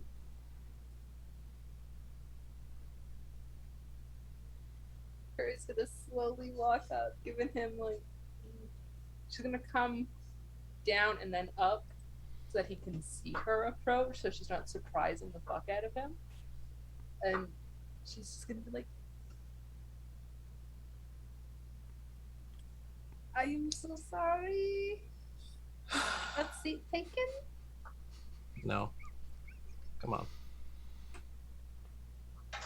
Victoria is going to sit beside him very, very awkwardly, and she will take out her coin from her necklace.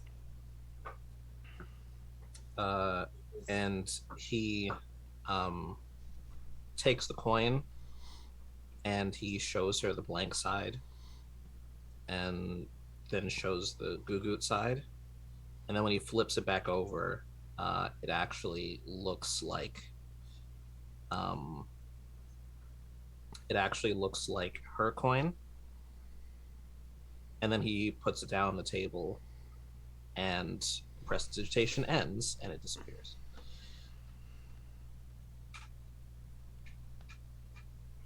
Wait, was it not a real coin? No, it's just a small trick. Kind of like what that's supposed to be upstairs, whatever the hell that is trying to be. I don't know what they are trying to do other than meddle in other people's lives, friendships.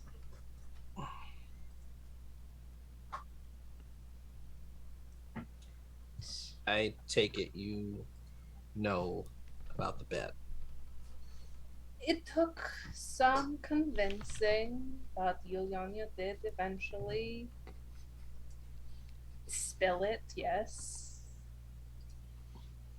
And Victoria's like fingering the coin, like deep in thought.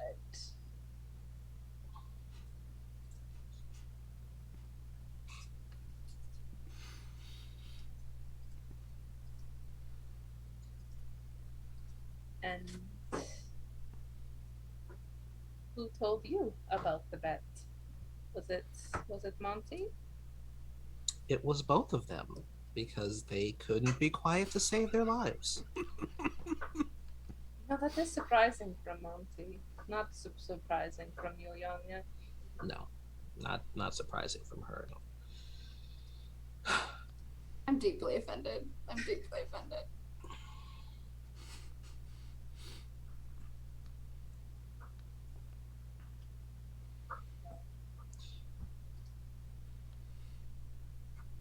It's important to me that you know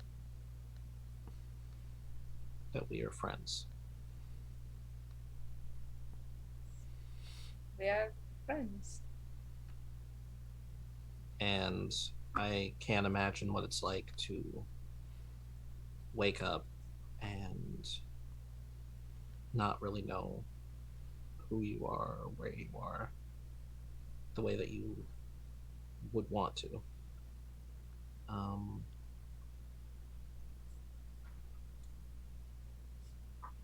But the fact that you consider me a friend after all that is a lot for me. And I don't take it lightly. So I want you to know that I don't have any ulterior motives. I'm not trying to do anything else.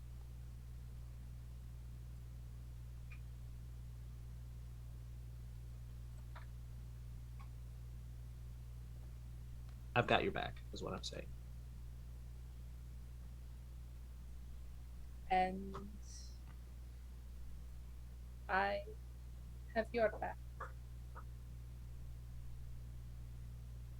Because a lot of these feelings are still very new to me, having only 5 months of reference. Yeah. And is this friendship? Is it more? I have no idea just yet. But if you want to just label it as a friendship, then that's what we can do for now. Yeah. And, if something changes or whatever, then we'll take it as we've been taking everything else, day by day. Absolutely fucking raw. Thanks for that. We're having a sweet moment. What else are sisters for?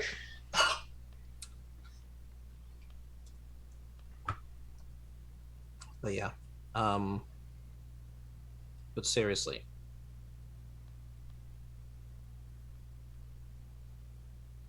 Armor tomorrow. Right now. Oh, I was not thinking it was going to go that way. I was thinking we were going to be like, hey, let's fuck with them. I thought about it, I'm going to be honest, but hey, there's a part of me that thinks that they're fucking with themselves as we speak. I can't. Yulyanya said that if she wins the bet, I get a cut, which I am willing to split with you. If you want to participate in the little bit of fuckery. I will say this. It'll have to be a long game. Because if we just pop now, if it pops out now, they're never going to believe it. Play the long game. Oh. God, I love the long game. A little bit of a slow burn. Mm-hmm. I like the way you think. Well, thank you very much.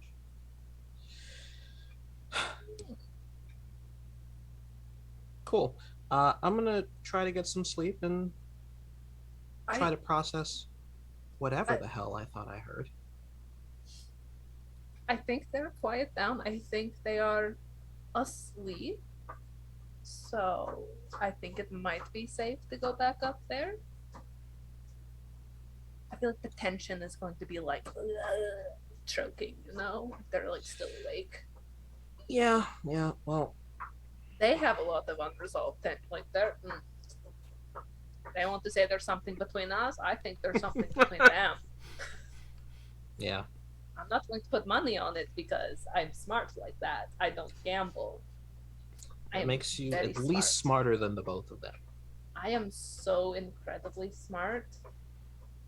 Well, You have no idea. Plus, we all know if they really wanted to make money, they would have done that with Galina and the Princess instead. Yeah, that would have been the better. You know, knowing my sister and having a little bit of like a little twin telepathy, she definitely values Princess's opinion a lot more than everybody else's. Yeah, and Princess probably would not be that upset if she didn't care. Just saying.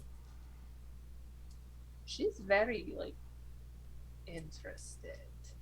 She doesn't like to show it, and like, you know, I don't want to like be like, oh yes, you are like in love with my sister. Yeah, but I definitely may have accidentally told Princess that Galina was in love with her.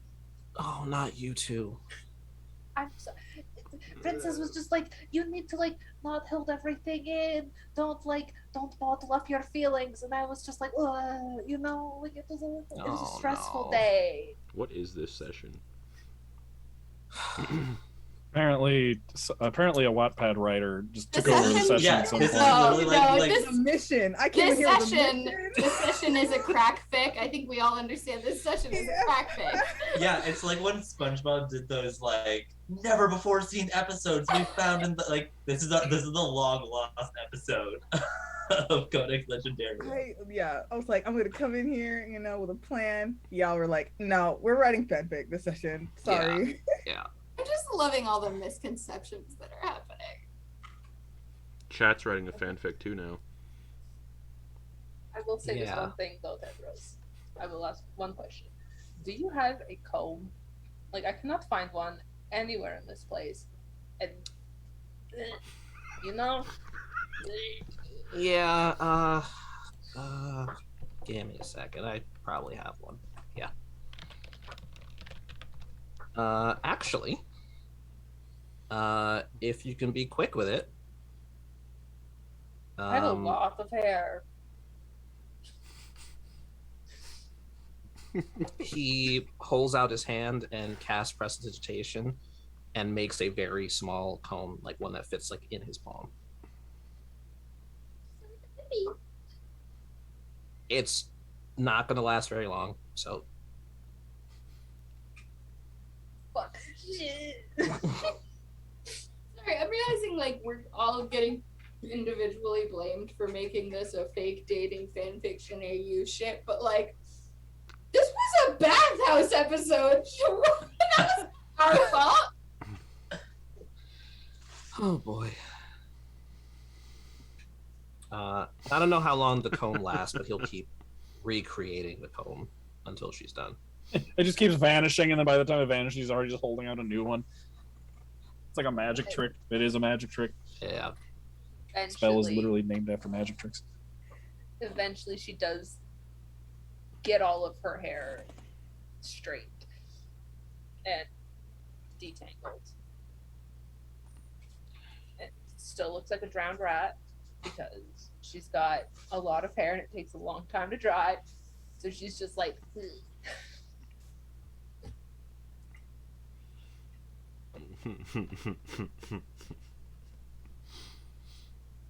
Thank you. You are very, very kind. And I think whoever you choose to have with you will be very lucky. And then Victoria will stand up and go upstairs.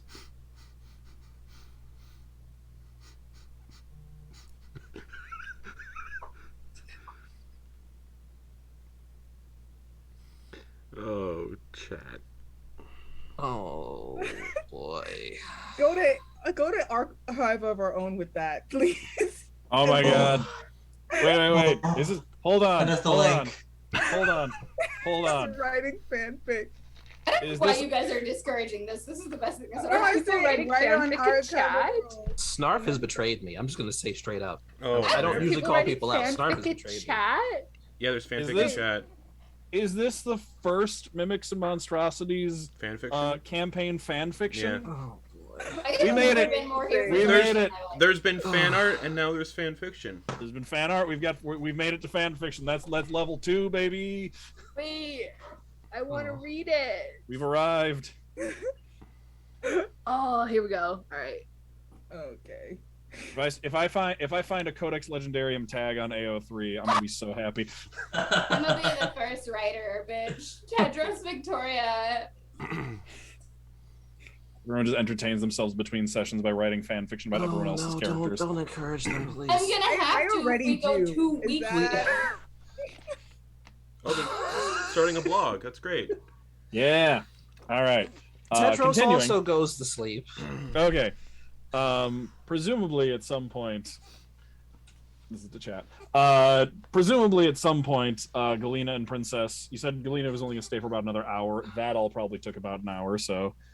Yeah, that was a lie. Okay. Basically, we get to like the end of the puppet show, leading like right up until they get to the baths, and then Galina just starts it over again. Mm. Yeah, Princess is gonna sit crisscross applesauce inside the pool.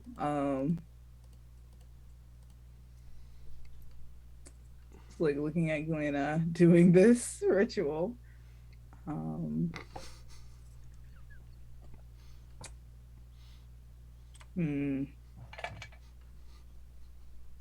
Right. The water puppet from Madame Ingwe is just like a little demon. The only thing that doesn't look like what it's supposed to. And it's just, yeah, it's just a little demon.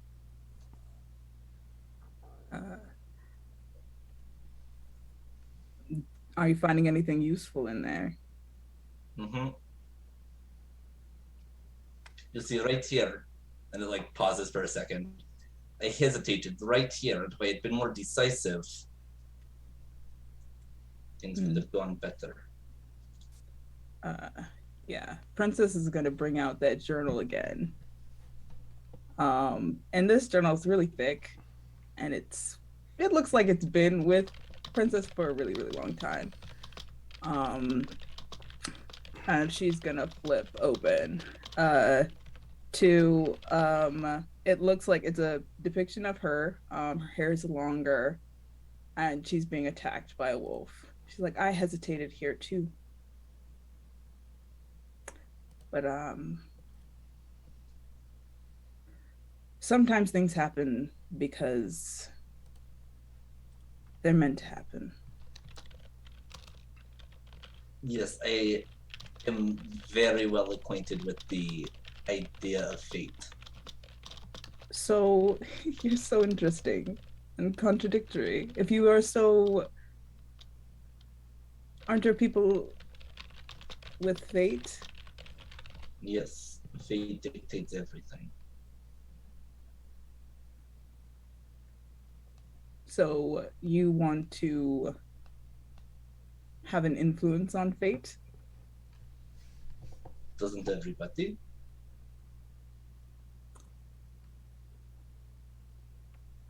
Well, I am not from a land that's super. Everything has a purpose where I'm from, and that purpose is chosen by the individual. Fate is secondary, I suppose. So I'm just wanting to know which one that you value more, I suppose, so I can better help you. I don't understand the question. Usually, when someone passes away and they believe in faith, you say, oh, well, they're in a better place. Or if they don't believe, you certainly won't say that because how's that going to help them mourn? I just want to know how I can help you.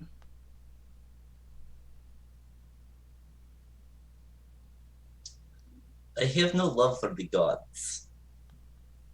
There is no faith in my belief system.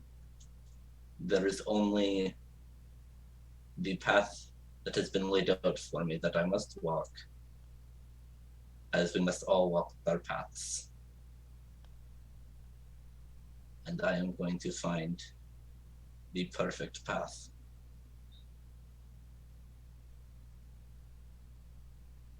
All right. Yeah. And then Princess is gonna go, may I? And she's gonna hold out like her hairbrush to Galina. Yes, my hair is very frozen though. One second, she'll like dump it under to like unfreeze it and then come back up. Yes, thank you very much. It's going to freeze again very quickly. I'm very sorry. It's a very fine. sweet gesture. Princess is gonna keep on like getting water and put it on her hair and then like brushing it and just like humming as she does. Little song, like kind of humming, kind of half singing. And she's singing in Sylvan. Cool.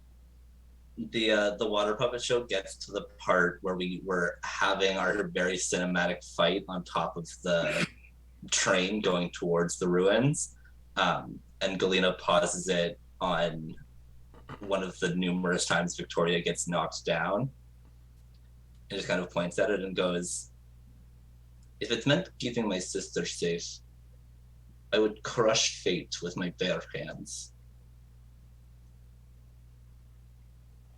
Yes, I've done many terrible things to protect my sisters as well, so I understand. You have sisters? Yes.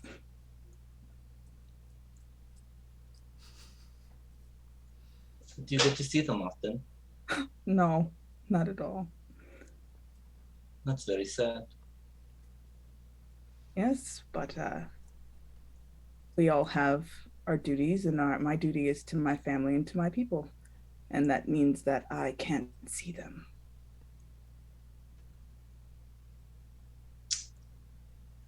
Did she not just say she was an only child?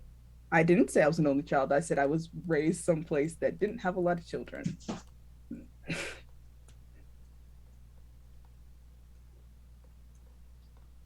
Yes. Well, I'm very sorry for the path you've been given. Well, I am not, but I appreciate it.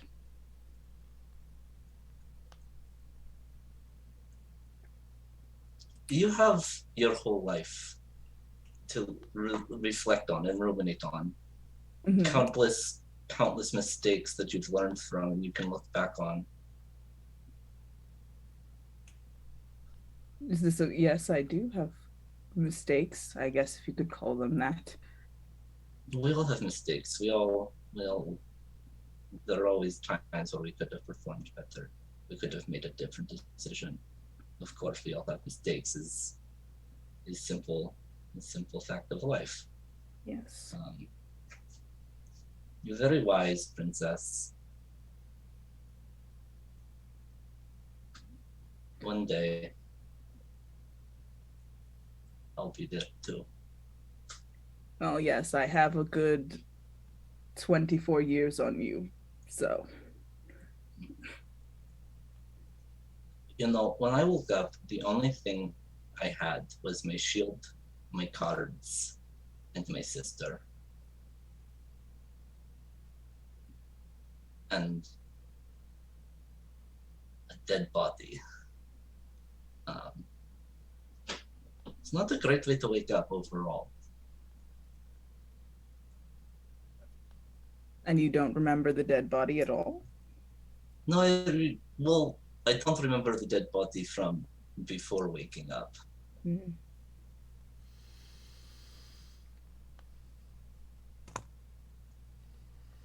Well, Some beginnings are messier than others. I was born in the middle of a battle. Oh, very chaotic.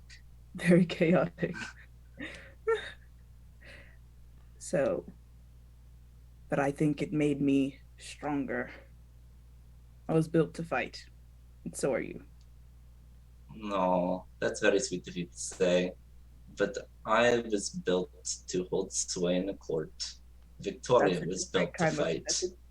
There's all different types of fights. That's a fight as well. I don't think Yule could fight that type of fight. Maybe Tedros with a little bit of practice. I don't think Montblanc is interested in that type of fight. Yes. You know, before we set out on our journey, I talked to the cards and I asked them what to expect going forward. And they told me the only information they gave was expect allies.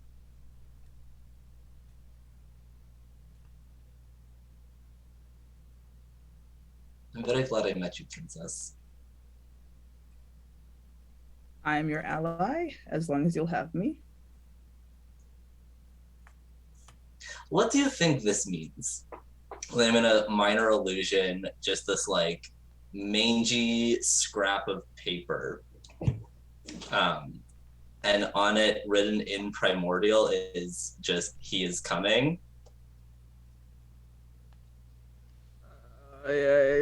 Sorry, I'm like, I don't speak. Oh, sorry. It says "He is coming." It was the only item on the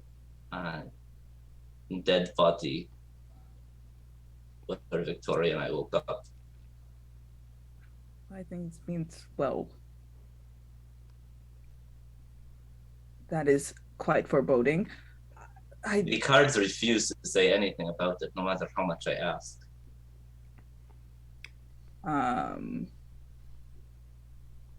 Princess is gonna not say anything for a bit, braiding Galina's hair and just like leaving it there.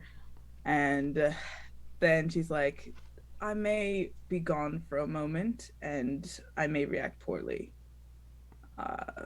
But I'll be back. And then she's gonna do what she does with like letting the voices kind of like overtake again her cacophony. Kind of like, I don't know if you turn around to look at what Prince is doing, but probably you kind of see it like, yeah, like her eyes are kind of like glazed over, like the shadows that kind of like come over her when she uses her magic kind of like comes across her eyes, and like she kind of like kind of like twitching to like looking towards different sounds that you can't hear, and very much not there. That's what, just trying to get a sense of like, who is this he, this like her or her, any of like the spirits that surround her like reacting to this illusion. Go ahead and give me the D4 roll to see how it goes. Okay, I don't have this table up. I should probably. I've got. Don't worry, I've got okay. it. All right. That's a 4. Okay. All right, because it says okay. So for that does give you the access to the augury spell, for 30 minutes. I'll say we can. I'll say that we can bend that because it's supposed to be an action you could take within the next 30 minutes, but that's not exactly relevant here. And you did go in looking for a specific question, so because this is supposed to happen when you roll in that one and everything. So I think that since you invited the possibility of when you invite the possibilities of the downsides, we can get more answers. Okay. Like if I become deafened and like can't do anything for like 10 minutes. Okay. Okay. What I'll tell you, because you're asking specifically, I'll still go with the idea of the augury spell. I can tell you weal or woe, weal and woe, or neither, for basically just, or nothing, for basically kind of like results or feelings, impressions of something. And you're asking about the he is coming, the message on the paper. Yeah. Is this like he is coming, or he is coming? So again, possibilities. So possible answers: wheel for good results, woe Yeah. for bad results, wheel and woe for mixed results, and then nothing for neutral. Okay. You get an overwhelming and nearly deafening just chorus of woe. Okay. Like shrieking wails of misery and fear and pain. That is an unmistakably bad answer. Be funny if it's their uncle.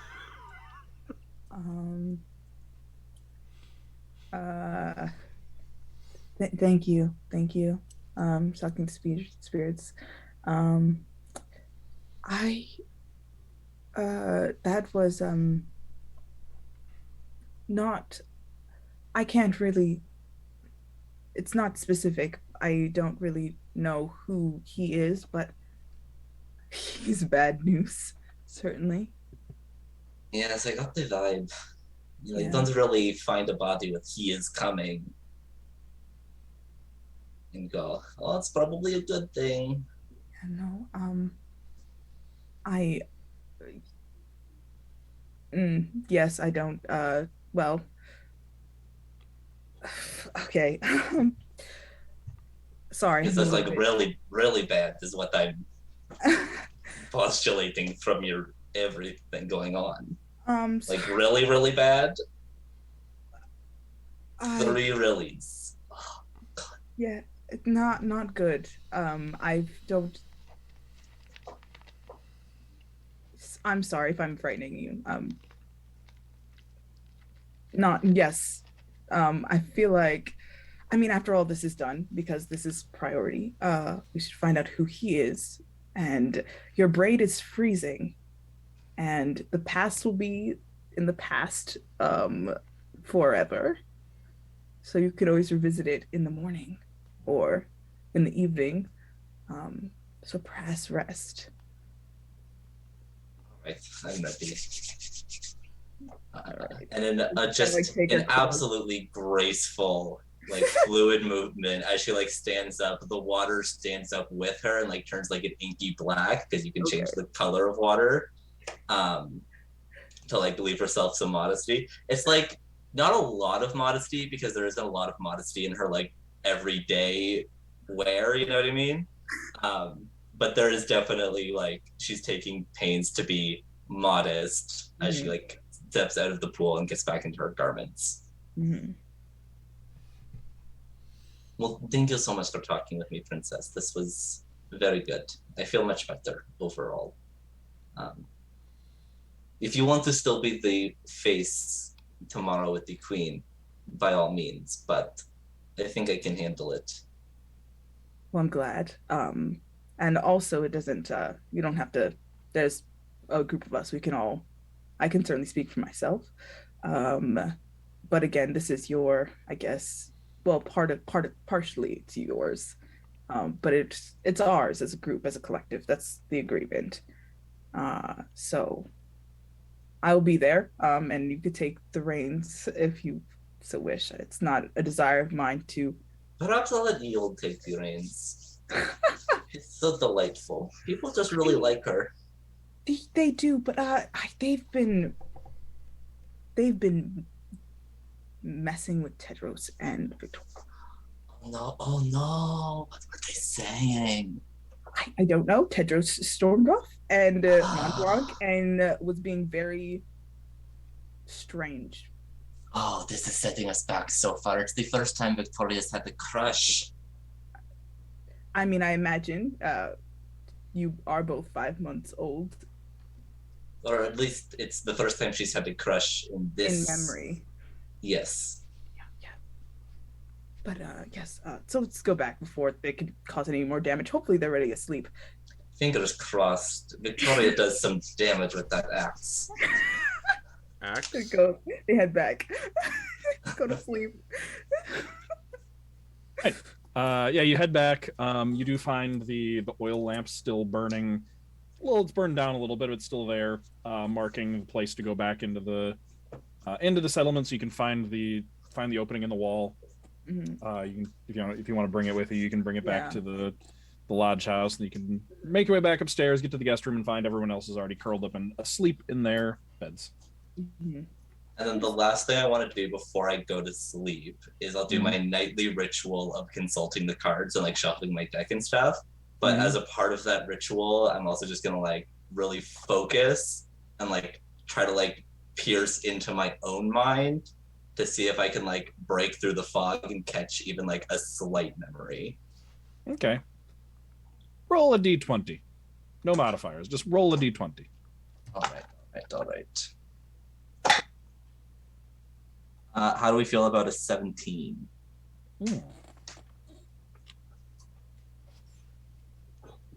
You there's no images. There's no images. There's no sounds. There's no specific. There's nothing specific. But how do I describe this?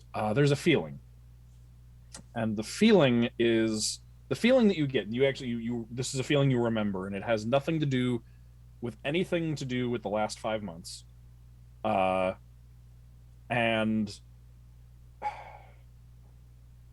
you know it has nothing to do with the last 5 months because it is the feeling of utter devastating loss. Like the sense, not just loss, but like the sense that everything is coming apart in your life, that absolutely everything is coming to ruin and nothing will ever be the same.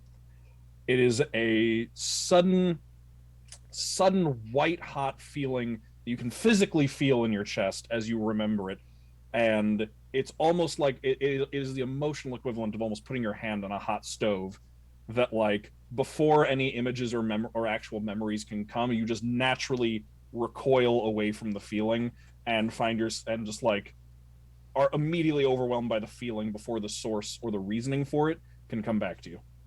All right, great. That's the first time in 5 months that has worked, and it sucked. Great. All right.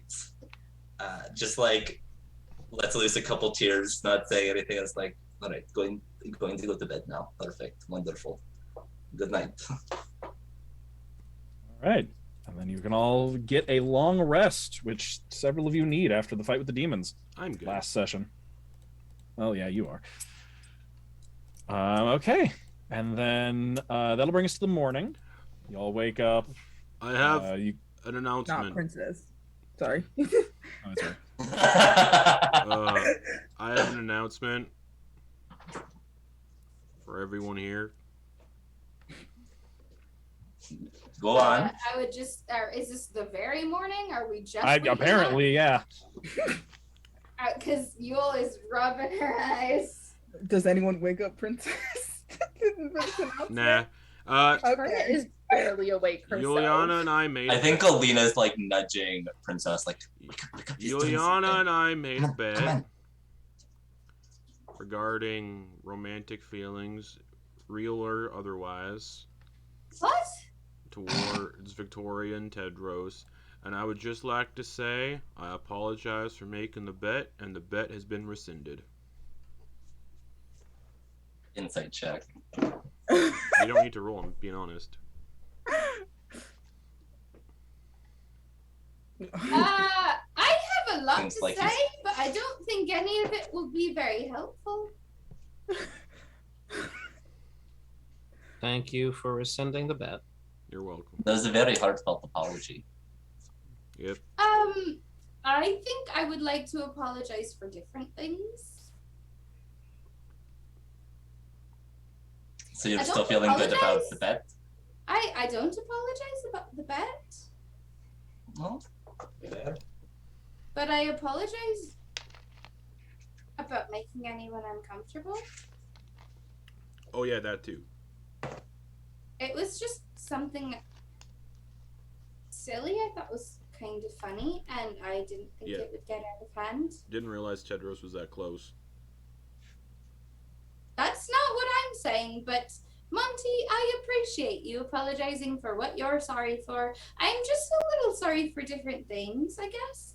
But overall, all I'll say is that it all came from a good place. We just wanted you guys to be happy.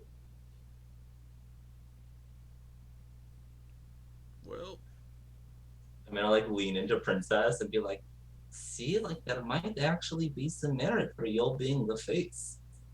How are you going to say, man, I'm not mad? Princess is very much still like, I have no idea what. I just woke up. I don't know what. To Oh, and by the way, no windows in the room, just in case. Like it is still pretty dark in here. You don't know what time it is. All that I'll say is that Monty and I were just talking alone, and other people got brought into it. And Okay, all right. So this is what I'm going to do. As one of the people you are apologizing to, I can certainly speak for myself and say, I accept your apology. Please stop trying to apologize because I think that you're going to say something that will make it worse. Amazing. But all I'm trying to say is just that we didn't say anything that we thought was going to hurt anyone's feelings. I think Monty just doesn't know how to talk to people. yeah, it's true. I don't. I've come to understand that very intimately today, yes. So, I suppose the only thing that really I wanted to say was that if you want to be happy together, you should be. And if you don't, then you don't. Am I dreaming? No. I don't know. Is this what your nightmares are normally like? Because this is a bit nightmarish. I apologize. No, I just woke you up wake from a me up for nightmare, this? and it's not this. Okay. I don't. Well, And maybe I shouldn't. Maybe I shouldn't talk about it. all right. There's a lot of emotions already this morning. We all need some fresh air. I dream about And drowning maybe every night. going forward, we need to be in separate rooms. I dreamt about being suffocated in the circus that we passed. Oh no, that's awful. Princess just gets up. She's like, I'm not going back to sleep. Like, I'm sorry. What is? I actually slept really well for the first time in days. I'm very happy to hear that. I told Yulyanya I'm trying to blend in a little more with y'all because, you know, I was kind of like a lone wolf, no pun intended, and now y'all are kind of like, not all of you, some of you are kind of like walking time bombs in a chaos kind of sense, and Chaos. I would like to say that I think what Monty is trying to say is that he doesn't know how to talk to people. yeah, that's what I said. I'm just gonna start braiding Victoria's hair as this is happening. All right. All right. This is not. Princess is gonna go to the door and like look outside about what's going on. How early is it? If you look downstairs, it is bright daylight out. Oh, Yeah. God. What Princess is saying? Yes, please. God. Oh. Okay. I would like to get have ready. therapy afterwards. When we're done talking to the queen, I'm sorry for the bad dreams you're all having. And whatever ill-guided prank. Let's agree not to prank or It wasn't a prank. It was just, bet or. Pranked each other? I don't even know what a prank is fully. Okay, well, let's leave the mischievousness aside for now. We're not, whatever Tedros and Victoria do in their spare time is not. Okay. So As we I keep am up going into to go this. take No, a walk that's now. not fair. That's not Montblanc, fair. Next As much as time. people don't, understand Monty, and as much as Monty doesn't understand how to talk to people, he wasn't trying to be mean. He just wanted people to be happy. Montblanc. Yeah, let's go with that. Yeah, yeah. Let's just drink next time. Can we just drink? Depends on what we're drinking. We'll figure it out. How about that? Please. I'm gonna go get a drink now, and then. Yes. In Primordial, I'm just gonna be like, you have to tell me everything, and then I'm gonna follow Princess. All right, so y'all head downstairs. Victoria doesn't.